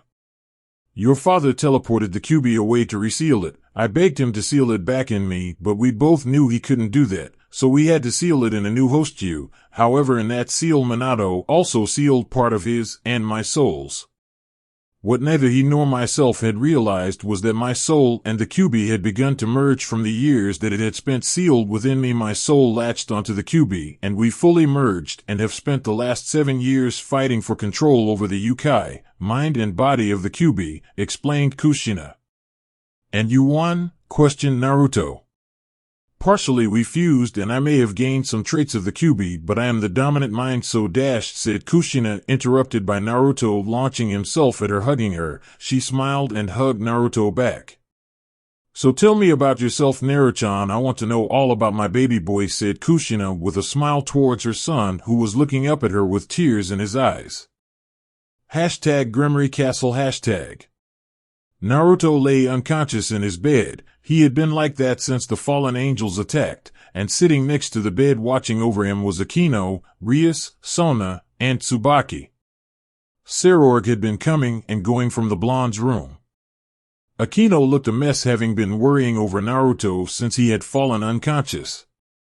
The blonde devil's eyes fluttered open, startling everyone, but before anyone could say anything, Akino threw herself at him. Naruto-kun, thank Lucifer-sama, you're okay, said Akino, hugging the blonde. Akino-chan, I'm fine, what about you, are you okay? Asked Naruto, looking her dead in the eyes. I'm fine, thanks to you, Naruto-kun, said Akino with a smile towards the blonde. Are you sure you're okay, Naruto-kun? You did get hit by a pair of light spears which are poisonous to devils, said Rias, looking at Naruto with a concerned look. Yeah, I'm good, Kaa-chan made sure of that, said Naruto, confusing the 4 girls look at him confused. Your mother, didn't you tell us she was dead? Questioned Sona. She was, at least I thought she was, but her soul merged with the soul of a Yukai sealed in me, said Naruto. You do know how strange that sounds, right, Naruto-san? Questioned Tsubaki. Yes, I do, but it's the best I have. I met her while I was unconscious, said Naruto, looking down. We're not saying we don't believe you, Naruto-kun, it's just you were essentially poisoned. Devils have been proved to hallucinate under small amounts of holy energy, spoke Sona, making Naruto look down in sadness. Well, his story is at the very least partially true. There is a Yukai sealed within him, said Lord Gremory, walking into the room. Along with the sacred gear, thought Lord Gremory to himself. He had been feeling the presence of the sacred gear since Naruto had started his magic training, and Lord Phoenix had told him he had felt it too, but neither had said anything as they was incredibly confused on how Naruto, a pure-blooded devil, had a sacred gear. It's debatable whether it is actually Kushina though, said Lord Gremory. Naruto say to him the first time he tried to use a sword he almost cut off his left hand, said Kushina's voice from inside Naruto's mind. Kaa-chan says to say that the first time you tried to use a sword, Lord Gremory, you nearly cut off your left hand, spoke Naruto, making everyone turn to him before looking back to Lord Gremory, who had wide eyes. Damn it, Kushina, of all the things you could pick, it had to be that, questioned Lord Gremory, causing all of the young devils to snicker. So it is his mother? Asked Rias after she finished snickering. Yes, until now only Kushina knew about that, said Lord Gremory, puffing out his cheeks like a child. Anyway, Naruto, I just came by to check on you, and now that you're awake I can apologize for those fallen angels getting that far and attacking you, said Lord Gremory. It's okay, Lord Gremory, so how long have I been out anyway? Asked Naruto. 3 days, said Rias simply. 3 days? Questioned Naruto, not believing it. Yeah, 3 days. We were all worried about you, said Akino, hugging Naruto. Also, Naruto, know that once you are better we're stepping up your training, said Lord Grimmery. Bring it on, declared Naruto with smirk. You may come to regret those words, Naruto, said Lord Grimmery with his own smirk, before he left the room. Several hours later. Naruto was walking around the castle grounds, having been left alone by his friends to finish the reading he was supposed to do on the day he was attacked. He was now up and about. Walking outside, Naruto found himself wandering through the castle grounds. Hey Naruto-kun, come here, there's someone I want you to meet, called Rias, waving to Naruto. The blonde devil walked over to his friend. Naruto saw a girl with white hair and gold eyes looking nervous next to Rias. Naruto-kun, this is Kaneko-chan, she is my rook, said Rias, holding Kaneko's shoulders as she introduced the girl to Naruto. Hey Kaneko-chan, nice to meet you, said Naruto with a smile. The white-haired girl looked up at him and let a small smile grace her features before in an instant the smile was gone. You smell like a fox, said Kaneko, looking up at Naruto. I have a kitsune sealed in me, that's probably why, said Naruto. Hey wait, how can you smell a fox on me? Asked Naruto, looking down at the girl. She's a Nakomata, said Rias. Wait, wasn't there something about dash, began Naruto, only for Rias to cover his mouth. She's the younger sister of the one that went crazy and attacked her master, and don't talk about it in front of her, whispered Rias to Naruto, who quickly nodded. Several days later. Naruto stood in the castle grounds of Phoenix Castle. Opposite him was Ruby. Now Naruto-kun, show me what progress you made on making fire from nothing, said Ruby. Naruto nodded before holding his hand out, palm facing his aunt. It took several seconds, but then the air between them burst into flames which turned blue. Good Naruto-kun, good, now show me your manipulation, said Ruby. Naruto nodded and began manipulating the fire into different shapes and sizes before Naruto made several rings of fire around himself. Excellent, Naruto, well done. With that, I think it's time we work out what your fire can do, said Ruby. What my fire can do? Asked Naruto, not sure what she was talking about. Yeah, your blue fire is unique to you and is unheard of. We think it's a mutation from your Grimmery blood, and we have no idea what it can actually do, if it's just a simple color change or if there's more to it than that, said Ruby, shocking Naruto. He hadn't really begun to learn about the devil clans of the underworld yet, but he knew his blood was special. Okay, what did you have in mind? Asked Naruto. Well, there are a few things that have been discussed between myself, my husband, Lord Grimmery, and Vinalana, but to start with, we're just going to have you create fire and see if I can take control of it, said Ruby. How would that be helpful? Asked Naruto. Well, normal fire users coming up against a pyrokinetic can lose control of their fire to the pyrokinetic, which as a phoenix is one of our main sources of attack. Losing our fire can be the difference between life and death, and like I said, we have no ideas on the properties of your fire. For all we know, control of it could rely exclusively with you, proclaimed Ruby. Naruto nodded and once more held out his hand before seconds later the air burst into flames. All right, Naruto-kun, I want out to make a fireball the size of a basketball, said Ruby. Okay, Oba-san, said Naruto before increasing the size of the fireball to the requested size. Okay, Naruto-kun, I'm about to try and take control of the fire. I want you to try and resist if you feel your control slipping, declared Ruby, getting a nod from Naruto. The pure phoenix then tried to manipulate Naruto's fireball, but to her surprise she couldn't, even as she said all of the advantages to Naruto's fire manipulation being unique to him. She wasn't expecting it to be true. She tried again to manipulate his fire, but again no success. Okay, Naruto-kun, you can stop now. I can't manipulate the fireball, declared Ruby, making Naruto grin. Don't smile yet, Naruto-kun, there's still a lot more to do, said Ruby. What next? Asked Naruto. Okay, next we want to see if you taking control of another's fire turns it into your blue fire, said Ruby, making a serpent of fire for Naruto to take control of. Naruto concentrated for a moment on the fire before he felt his control over it become solid. Ruby watched on as the flame serpent turned light blue and followed Naruto's manipulation. Once more she tried to take control of the fire. However, despite it being her fire, Naruto's control over the fire was absolute. "Okay, Naruto, that's good. Now we need to head back to Gremory Castle," said Ruby, getting a nod from Naruto, who focused magical energy on his feet, creating a teleportation ring, and with it he vanished, Ruby quickly following Naruto's lead and vanishing in a teleportation ring. #Gremory Castle #. Naruto and Ruby appeared at the front gates of the castle. Naruto, following Ruby's lead, walked into the garden area where they found Vinalana, Surzex, Grafia, Rias, Akino, Sona, Tsubaki, Sarorg, and Sarorg's mother there.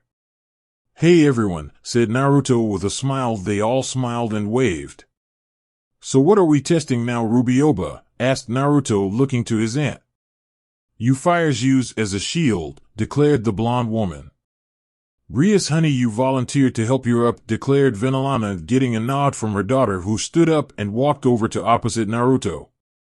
"Now, in case Naruto's fire is all offense and no defense, Naruto, create a wall of flames next to you. Rias, aim you power of destruction at the fire wall," spoke Ruby, getting a nod from the two young devils.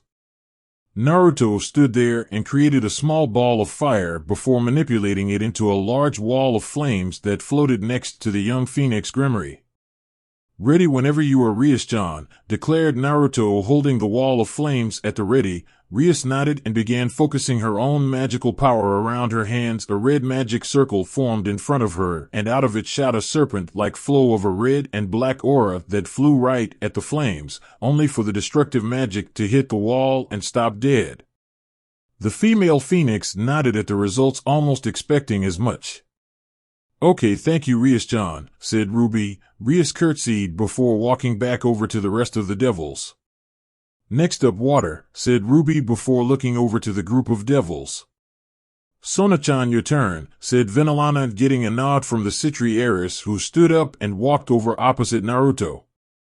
"Okay, you two just aim at each other, but try to keep it calm as you are aiming at each other," said Ruby. The two young devils nodded, blue magic circles forming in front of each of them. Sona's a dark blue, light blue for Naruto, and in the blink of an eye the water dragon shot forwards out of Sona's magic circle, while out of Naruto shot a stream of fire. No one was expecting anything to happen, but as soon as the two magics hit each other, and in the blink of an eye the flames engulfed the water dragon and shot back at Sona, hitting her, burning her. "Sona-chan!" screamed everyone as Naruto ran forwards and was beside Sona before anyone else. Ruby held up her arm, stopping everyone from approaching them. As soon as Naruto appeared in front of Sona, she backed up a bit. "Sona-chan, I'm so sorry. Here, let me help you," said Naruto, reaching forwards. Sona flinched away, but Naruto reached forwards, his hands becoming cloaked in his flames as he touched her skin. However, instead of burning the skin of the purple-eyed girl, the burns from the previous attack began to heal, shocking everyone, including Naruto. "Alright people, random because I can." Chapter over. Chapter 6, Intro Arc 6. I don't own Naruto or DxD.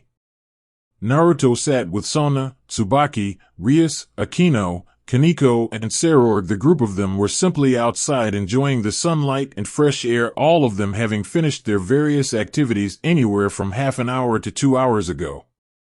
"Naruto-sama, Rias-sama, Sona-sama, Tsubaki-san, Akino-san, Lord Gremory wished to speak with you five," said Grafia, walking up to the group of young devils.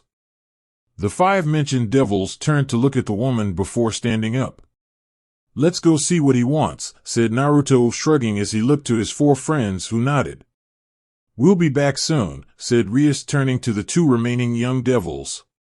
"No rush, Rias-sama," said Kaneko with a small smile as stretched before laying back on the ground. The five young devils followed Grafia, who led them to surprise Lord Gremory's office. Walking into the office, they found Lord Gremory, Lord Phoenix, and "Father, why are you here?" asked Sona, confused, looking at the last man in the room. "I came here with an idea for these two regarding the five of you," said Sona's father, getting raised eyebrows from the young devils. There has been a number of Rouge Devils gathering in London the last couple of weeks, and as such we are sending you 5 to investigate. Grafia will be accompanying you. However, she has already been instructed that if you end up getting into a fight with these Rouge Devils, that she is not to interfere unless it appears that one of you is going to die, said Lord Grimmery. But father, what about Kaneko? Shouldn't she be accompanying us as well? She is part of my peerage as well, questioned Rias. Normally that would be the case, but she has little to no training of any form and would be more hindered than a help, said Lord Grimmery, getting a reluctant nod from the Grimmery heiress. When do we leave? Asked Naruto. As soon as you 5 are ready, said Lord Grimmery, getting a nod from the 5 children. About an hour later. The 5 young devils once more stood in Lord Grimmery's office, all 5 of them having spent the last hour packing what they needed for a week in the overworld should it come to that. Are you 5 set? Asked Grayfield, looking at the 5 young devils she was watching over for however long the mission turned out to be, getting a nod from each of them. All right, well, here we go, said Grayfield, creating a teleportation circle beneath the 6 of them. #unknown location. The 6 devils materialized in what appeared to be an abandoned warehouse. Looking around, the young devils noticed Grafia had vanished, likely just after they materialized to let them do what was asked of them while she watched over them. So what's the plan? Asked Naruto, looking to his friends. He had no experience in anything like this. His only experience beside his magical training was hiding and running. Well, first of all we need to locate the Rouge Devils, said Rias, rubbing her chin. That should be rather easy, given devils have a rather unique energy signature compared to the rest of the humans in this city, said Sona, adjusting her glasses. Got them, muttered Naruto, making the girls look back at him. What? Asked Naruto, noticing their stares. That was quick, said Sona, raising an eyebrow. Well, like you said, devils give off a different energy signature. Come on, I'll lead the way, said Naruto, walking over to an exit to the building before stealthily looking out of the building, once more confusing the 4 girls. What are you doing, Naruto-san? Questioned Tsubaki, looking at the blonde. Checking to make sure the coast is clear so we can fly out of here, said Naruto, getting a nod from the 4 girls. The coast is clear, come on, said Naruto, flaring his wings out as he took off out of the building, the 4 girls following quickly after him. Are you sure you can sense the stray devils, Naruto-kun? I can't sense anything, declared Rias with a confused look. Yeah, me neither. Are you sure, Naruto-kun? Asked Sona, looking towards her friend. Yes, I'm sure, said Naruto as he led the 4 girls towards where he could sense multiple different energies. The 4 girls followed him. It took a few moments, but Sona and Rias were soon able to sense the stray devils, confusing the 2 clan heiresses. I wonder why he could sense them from so much further away, questioned Sona, looking at Naruto as she followed him. The 5 devils landed near yet another abandoned building. So what now, Naruto-kun? Questioned Akino, looking to the leader of 5 of them. Wait here a second and suppress your power as best you can, said Naruto. Before jumping up onto the roof of the building, he crept over to a glass section of the roof, taking careful consideration to not allow a shadow to be cast from his form. Naruto looked through the glass at the devils. They all looked basically humanoid, but then again this was while they were unaware they were being watched. There were 3 of them, there 1 woman, 2 men. The woman had long dark hair, and from what Naruto could see she had red eyes. She also had a pair of bat-like wings, similar but at the same time different from the devil's own wings. He had seen wings like that before. That's right, they're succubus wings, muttered Naruto, looking down through the glass. So apparently there were 2 stray devils and a succubus. The 2 men didn't look like much, both skinny, both had dark brown hair. One had blue eyes while the other had green eyes. Naruto quickly and silently moved back down to his friends. What did you find, Naruto-san? Asked Tsubaki, looking at the blonde. We have a pair of stray devils and a succubus from the looks of it, said the blonde, looking at his 4 friends. All right, here's the PL dash, began Naruto, interrupted by screaming coming from inside the building. Quickly moving to the entrance, Naruto and his friends, who could no longer sense the stray devils inside but another presence replaced them. Naruto, leading the 5 of them, quickly slipped inside and hid stealthily in the doorway to the warehouse's main area. "Whoever is there, you can come out. Your boss is dead," came a disembodied voice from within the room. "We will come out, but you are mistaken. They were not our boss. We were here to eliminate them, much like yourself, Draculina," said Naruto, stressing the last word, making all other occupants of the room, including the hidden Graphia and the woman herself, go wide-eyed. "How did you know?" questioned the distinctly feminine voice. "My mother has met your kind before," said Naruto simply as he and his party stepped out of the doorway and into the room. My, aren't you 5 a little young to be out on your own?" questioned the voice sarcastically. "We have shown ourselves. Would you at least do us the same courtesy?" questioned Naruto. The shadows gathered around a stack of boxes as a woman with platinum blonde hair cut into a flare cut. She had blood-red eyes and a military-styled uniform in the same color as her eyes. "Sarah's Victoria?" questioned Naruto, looking at the woman, who glared back at him. "How do you know my name?" snarled the woman. "As I have said, my mother has met your kind before, and she says your previous master spoke highly of you," said Naruto, once more making the woman narrow her eyes at him. "Whatever you are planning, I swear I will stop you," declared Sarah, glaring at the 5 young devils. "As I said, we have no affiliation with those 3. We were here to eliminate them, same as you," said Naruto. "I doubt that you give off the same aura as those 3, said Sarah. "And you've never been on a different side to someone of your own species?" questioned Naruto almost instantly. "That's not the point. There have been hundreds of you creatures here in the last few weeks," said Sarah. "You don't know what we are, do you?" questioned Naruto, looking at the woman. "You're monsters who attack innocents, that's all I need to know," said Sarah. "And you're not vampire?" questioned Naruto, narrowing his eyes at the woman. "Well, stop trying to mess with my mind," growled Sarah, her blood-red eyes glowing as she glared at Naruto. "I swear on my father's grave I am not trying to mess with your mind. If you do not believe me, said Naruto, pulling the neckline of his shirt aside. "Then I invite you to drink my blood and see for yourself," said Naruto. "Naruto, what are you doing?" questioned Rias, looking confused at the blonde. "She has no knowledge of devils. She may serve as a powerful ally should we explain to her who we are and who they were, and this is the quickest way," said Naruto. "I will see for myself, but if this is a trick, you 6 will not clear the building," said Sarah, shocking all of the devils to varying degrees. Sarah walked over to Naruto and sunk her fangs into his flesh, making blood spill out before she licked up the scarlet liquid. Stepping back from Naruto, Sarah stood still for a moment before she screamed, clutching her head and dropping to her knees. "Sarah," said Naruto, moving quickly to the woman's side. She looked up at him, tears running down her face. She shifted into a kneeling position in front of Naruto. "Naruto-sama, please allow me to serve you as either a member of your peerage or simply a guardian," said the woman, looking down at the ground, making everyone look at her confused. "I have seen your memories. I have seen who you are. You are the type of person I would pledge my loyalty to," said the Draculina, kneeling to the young devil, who was still shocked.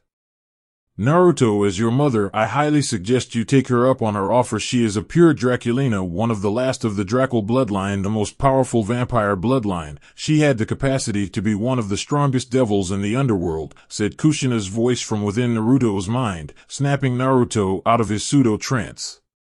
"Stand, Sarah," said Naruto, making the blonde vampire look to the man who she was asking to be her master before following his order and standing at her full height, almost double that of Naruto.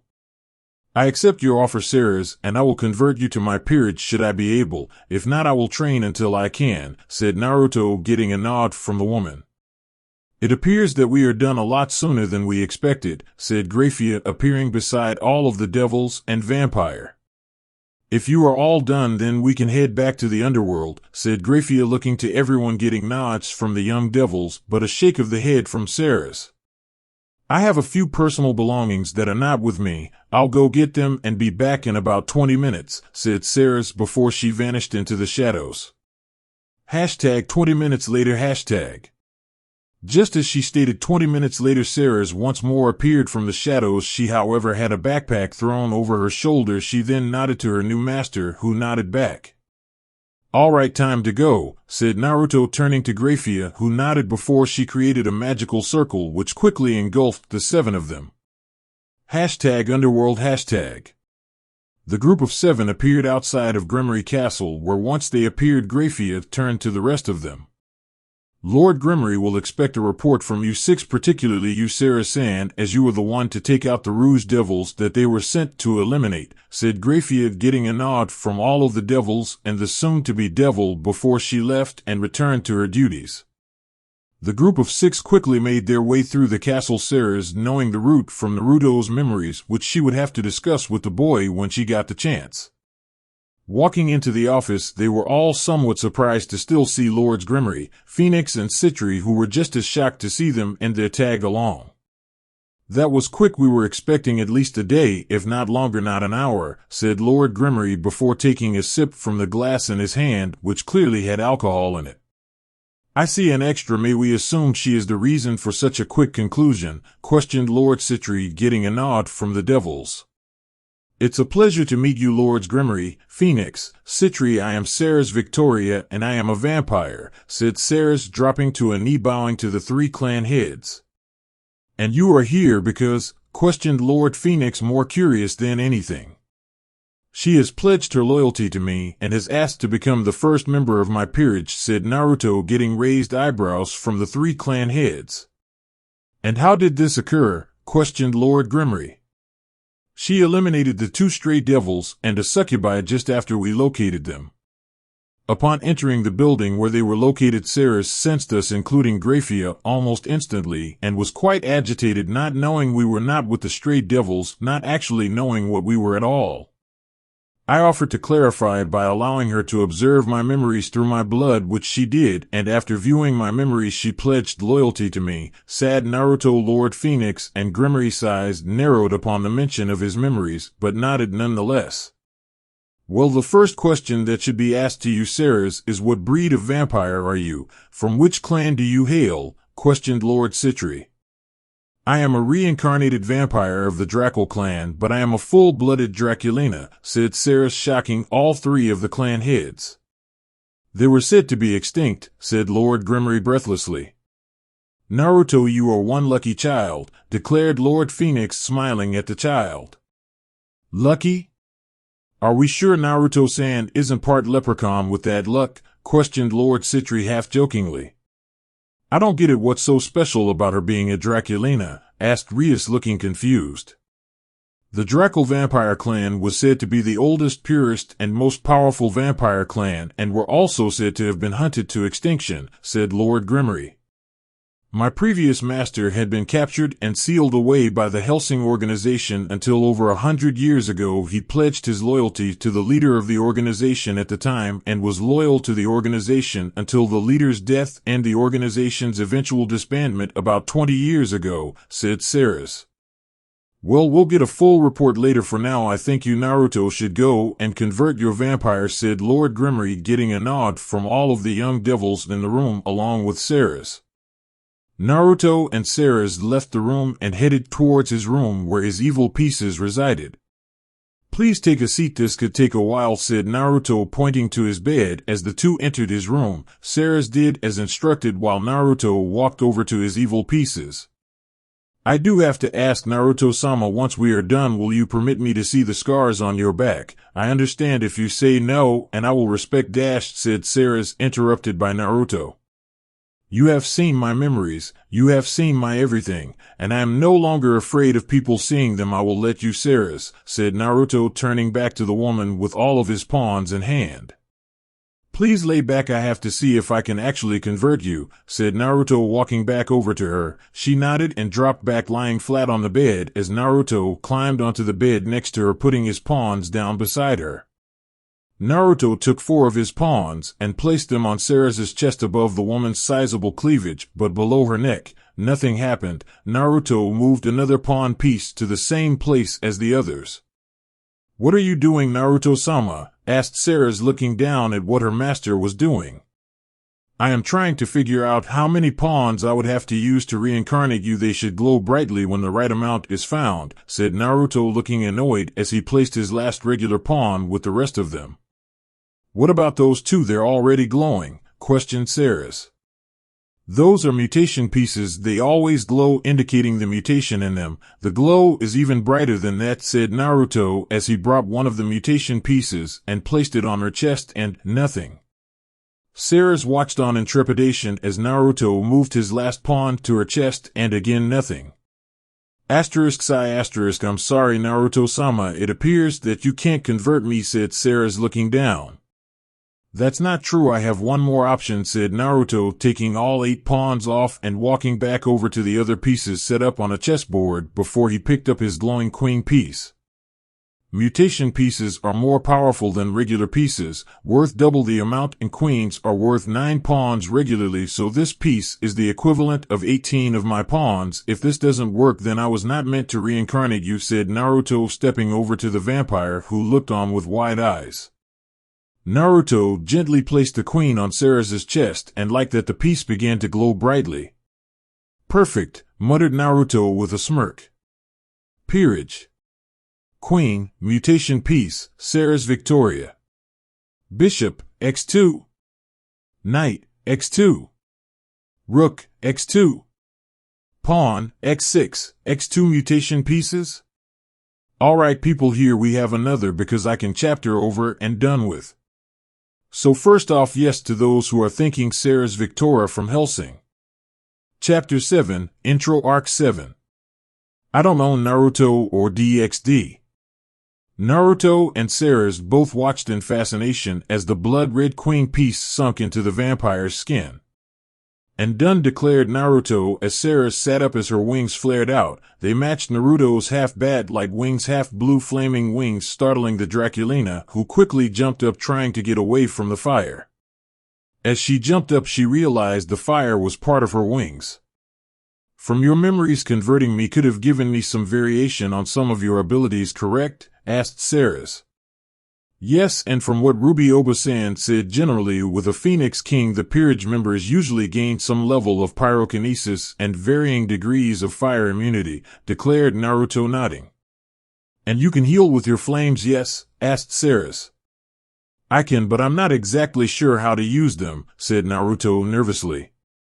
I want to test myself against these flames, declared Ceres, looking at Naruto for permission. The young blonde's eyes widened and he hesitantly nodded to his queen.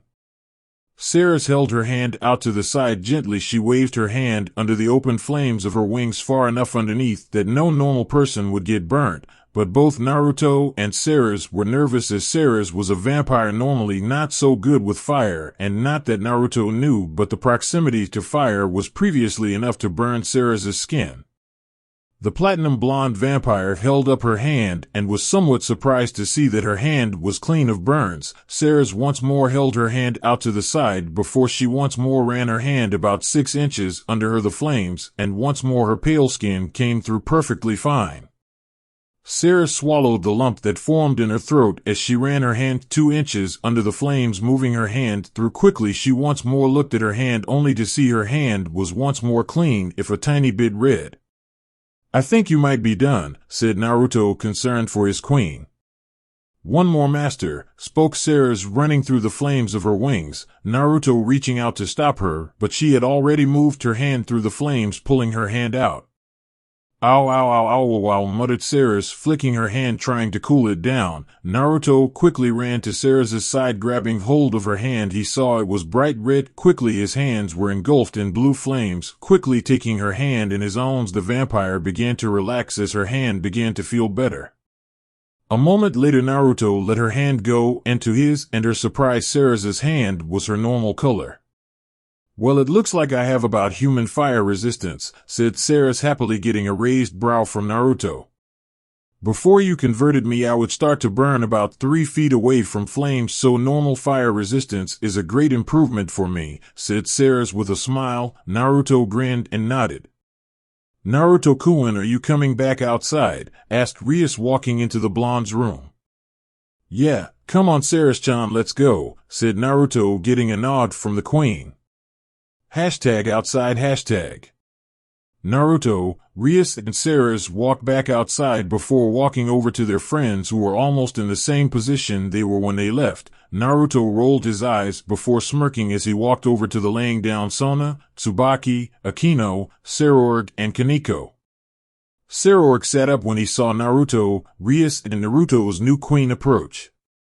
Saorg, Kaneko, this is Ceres, my queen. Ceres, this is Saorg, Rias's cousin, and Kaneko, Rias's rook, said Naruto, introducing the three. Nice to meet you, said Ceres, holding out her hand. Saorg shook her hand with a grin. Nice to meet you too, Ceres-san, declared Saorg. Ceres just smiled kindly as Kaneko nodded nervously in her general direction. Wasn't your queen a mutation piece, Naruto? Asked Saorg. Yep, only piece I could use to convert her, said Naruto, getting shocked looks from everyone. Wow, Ceres, you must be strong to require Naruto-kun's mutation queen piece, declared Akino. We never did get to see your strength in London. Ceres, cared to show us? Asked Rias. How like against trees, or, questioned Ceres. How about a friendly spar, suggested Sona. That sounds like a good idea, Ceres, questioned Rias, looking to the platinum blonde, who looked to Naruto. Up to you, said Naruto with a shrug. Okay, so who, questioned Ceres, looking back at the crimson-haired heiress. Why not Tsubaki and Akino, suggested Rias, looking at her and Sona's queens. Why both of us, questioned Tsubaki with a raised eyebrow. Well, Ceres is Naruto's queen and his queen was a mutation piece. It wouldn't really be fair for one person to face her, said Sona, looking at Tsubaki. The girl nodded and shrugged. Well, I'm up for it if you are Tsubaki, said Akino, looking at the heterochromic girl who nodded. Well, let's go somewhere more open for sparring, suggested Rias, getting a nod from the rest of the devils. The 8 devils moved around the castle grounds to a more suitable battleground. When they got there, Ceres, Tsubaki, and Akino moved away from the rest of them and opposite each other.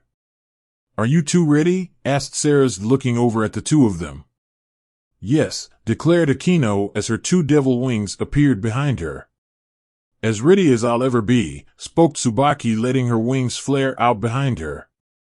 Well, come at me, called Ceres, her voice becoming demonic as her upper face became shadowed, leaving only her red glowing demonic eyes. The 2 queens were taken aback by the sudden change in the woman, but both flew up into the air, Akino gathering magic around her hands ready to bend the elements to her will, while Tsubaki formed a magical circle that split into 2, revealing an Naginata.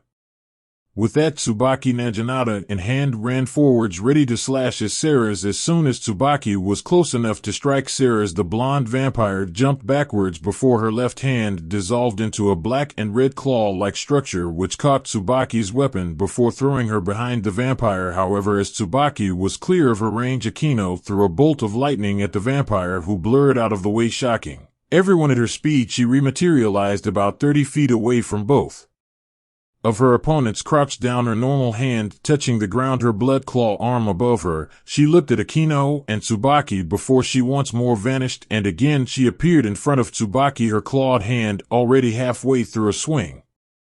Tsubaki brought up her Naginata and blocked the attack, and before she could even try to counter-attack, Ceres was gone and appearing once more in a different part of the open field. Everyone was shocked to see an arm holding a gun formed out of her blood claw arm, and before anyone could question it, the gun was pointed at Tsubaki, whose eyes widened as a hail of gunfire was unleashed. Tsubaki quickly waved her hands, and a mirror formed that the bullets flew into. Thankfully, they didn't pierce the mirror, and 2 seconds later the mirror spat out a storm of twice as many bullets back at Ceres, who leapt over the bullet storm and over the mirror, slamming a fist into Tsubaki's face, knocking her backwards, hitting the ground and knocking her unconscious. Ceres then turned back to Akino with a cruel smirk on her face. No thank you, I give, said Akino, floating to the ground before walking over to Rias, who nodded to her queen, before everyone moved over to the unconscious Tsubaki. Give us a few moments, said Sona, bending down as she began to heal her downed queen, healing the bursts that began to form. Once the bruise was gone, Sona woke up Tsubaki, who sat up. Did we lose? Asked Tsubaki, getting a nod from everyone around. Well, now that that's out of the way, there is still plenty of day to enjoy, said Rias with a grin before she began to walk away. Everyone agreed and began to move away. Tsubaki-chan, can I have a word? Asked Naruto, drawing everyone's attention. Tsubaki herself was confused, but agreed anyway before walking over to the blonde, while everyone else shrugged before walking away. Ceres, would you mind going with them? I wish to talk with Tsubaki-chan alone, said Naruto, getting a nod from his queen, who followed the group of devils.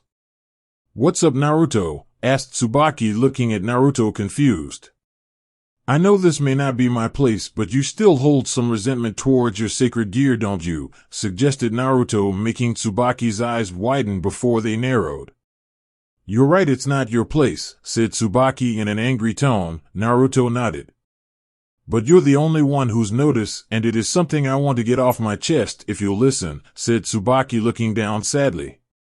I wouldn't have said anything if I wasn't willing. You're my friend Tsubaki-chan, said Naruto with a smile, sitting down. Tsubaki sat down next to him. I have told you I was born to 2 members of the Shinra clan, right? Questioned Tsubaki, getting a nod from Naruto. And you know they are a clan of loyal god worshippers that purify evil spirits, right? Questioned Tsubaki, once more getting a nod from Naruto, who once more nodded to the girl, letting her speak. I was born with an abnormality in the clan's abilities to purify spirits. I could summon those evil spirits from my mirrors. While not labeled a heretic by my clan, I knew that's what they all thought of me, said Tsubaki, tears forming her eyes. Naruto shook his head before pulling the girl into a hug. They forced me into isolation, living alone, not even with my parents, who didn't even seem to care what my clan was doing to me. Not once did they ever come to see me. After that, not once did they call me their daughter. They didn't even look at me as if I was human anymore, said Tsubaki as tears began to flow down her face like waterfalls. If only I hadn't been born with this cursed ability. If I hadn't, then my parents would still care for me as much as I care about Sona, Rias, Akino, and the rest of you. I miss my family, just want a parent's love. Is that so much to ask? Questioned Tsubaki angrily. No, Tsubaki-chan, it's not too much to ask. Everyone should know parental love, said Naruto, holding Tsubaki tighter. I know you never met your parents, Naruto-kun. I know I may seem spoke Tsubaki, only for Naruto to put a finger against her lips, silencing her. No, you're not being insensitive. I was by asking. It's okay, said Naruto with a smile before he took his finger away. And if I may offer my own input as someone who has been in a similar situation, family, the bond that links your true family is not one of blood, but of respect and joy in each other's life. And if your parents didn't care after you discovered your abilities, then they were not your family. The ones that respect and care for you no matter what are your family, those like Sona, Rias, Akino, Lord and Lady Citri, Leviathan-sama, me, Lord Grimmery, Vinalana-sama. Tsubaki, you have so many people that care for you. Don't be blinded by the past and be unable to see the future, said Naruto with a teary smile, looking down at Tsubaki, who looked at him, tears staining her eyes, with a shocked look on her face, before she smiled and looked down. You know just the thing to say, don't you, Naruto-kun? Questioned Tsubaki, wiping away her tears before looking up at the blonde with a smile. I try, declared Naruto with a smile. The 2 devils sat there still, embracing each other for a few moments of silence. Feeling better, Tsubaki-chan? Asked Naruto, looking down at the girl, who looked up at him and nodded. Yeah, thanks to you, Naruto-kun, said Tsubaki with a soft smile. No problem, said Naruto with a grin. We should probably move. The others will probably be wondering what's going on, said Naruto, standing up. Several hours later. The underworld's night had fallen, and Naruto found himself in his room, sitting on his bed. In front of him was a chessboard, and seated opposite him sat Sona, who was smirking at him. Rias and Ceres both sat on either side of the chessboard, while Akino and Tsubaki sat next to Rias and Ceres. You ready to lose, Naruto-kun? Asked Sona, smirking at Naruto. The black-haired king had been faced Rias, Tsubaki, Akino, and Ceres, defeating them all, and was now facing Naruto, who, while not sure, he was confident that he would do reasonably against his friend. You haven't won yet, Sona, declared Naruto with a smirk as he moved his first piece. Sona narrowed her eyes at the moved piece before she moved her own. Naruto then moved his piece almost instantly, confusing Sona, who looked at the board and began to work out her next move. It took her a moment before she figured it out and moved her piece, and once more Naruto instantly moved a piece. Are you getting help from your mother? Asked Sona, glaring at Naruto with her arms crossed. I'm not, I swear, said, holding his hands up in a defensive position. Sona narrowed her eyes before looking back at the board and mapping out her possible moves. Naruto just sat back as Sona planned her move. Moving her piece, Sona sat back as Naruto once more instantly moved a piece. Are you just randomly moving pieces? Asked Sona, looking at Naruto. No, said Naruto, simply annoying the black-haired woman. This is how the game continued, Sona taking her time to plan out a move, then Naruto moving a seemingly random piece instantly. The game went on for ages, drawing to what everyone hoped was a close, with Naruto having his king, 1 bishop, 3 pawns, and a rook. Sona, on the other hand, had her king, queen, a knight, and a pair of pawns. Check, said Sona smugly as she moved her queen to just the right position to force Naruto to move his king. Naruto again instantly moved his king, annoying Sona at how quickly he was moving his pieces. She once more observed all possible moves and saw Naruto trying to set a trap for her king, so she moved it only for Naruto to instantly move a piece. Check and mate, said Naruto smugly as he put his piece back on the board. You. What, how, questioned Sona, disbelieving as she looked at the board. He did it, said Ria, shocked. He actually beat Sona? Questioned Tsubaki, looking at the board before she nodded to herself, seeing that Sona's king was indeed in check and had nowhere to go without still being in check. I can't believe it, you actually beat me. No one besides Toussaint and Kaa-chan have beat me before, said Sona, looking at Naruto, who shrugged. My strategies are unpredictable and hard to get a grasp on, declared Naruto with a smirk. Well, I know when I am beaten, said Sona, holding out her hand, which Naruto took with his own, and the two shook hands. All right, you lot, bedtime, said Venolano, walking into the room. AWWWWWWW came the synchronized whine of the 5 young devils, getting a smile from Venolana and a giggle from Ceres. Come on, you lot, said Venolana. The young female devils groaned before getting up and walking out of the room. Venolana turned to Naruto, who was off his bed collecting his sleepwear. Nodding to herself, the brunette walked out of the room. Naruto, forgetting Ceres was still in the room, took off his shirt with his back to the vampire, making her gasp. Naruto turned to the sound before realizing it was Ceres. Ceres-chan, you said you wanted to see them. Here you go, said Naruto, turning so his back was facing the woman. She moved over to Naruto, dropping to her knees behind him as he stood there, right hand nervously rubbing his left arm. Naruto's vampire queen looked at her master's back, seeing the dozen or so scars and the biggest, most horrible scaring on his back diamond carved into his back. Ceres's hand reached out and touched the scar tissue on Naruto's back, her fingers running along his carved-up back that she unfortunately knew how he got. She would have traveled back to the village of Konohagakure and wiped it off the map if not for the fact that she knew Naruto wouldn't like that. Sighing sadly, Ceres moved back from Naruto. I thank you for permitting me to see them, master, said Ceres, moving towards the doors. You aren't planning on taking revenge on Konoha, are you, Ceres? Questioned Naruto, narrowing his eyes at his servant. I would, but I am well aware that you would look down upon that, so against my best instincts I will not, declared the woman, stepping out of the room as Naruto changed into his sleepwear. Next morning. Naruto woke up to the feeling of weight on his arms and chest. Looking to his left, Naruto saw on his bedside table 2 pairs of glasses and 2 heads of black hair. To his right, Naruto saw a head of red hair and yet another head of black hair. Comfy, master? Questioned a voice from the end of his bed. Naruto looked up to see Ceres standing there with a smirk on her face.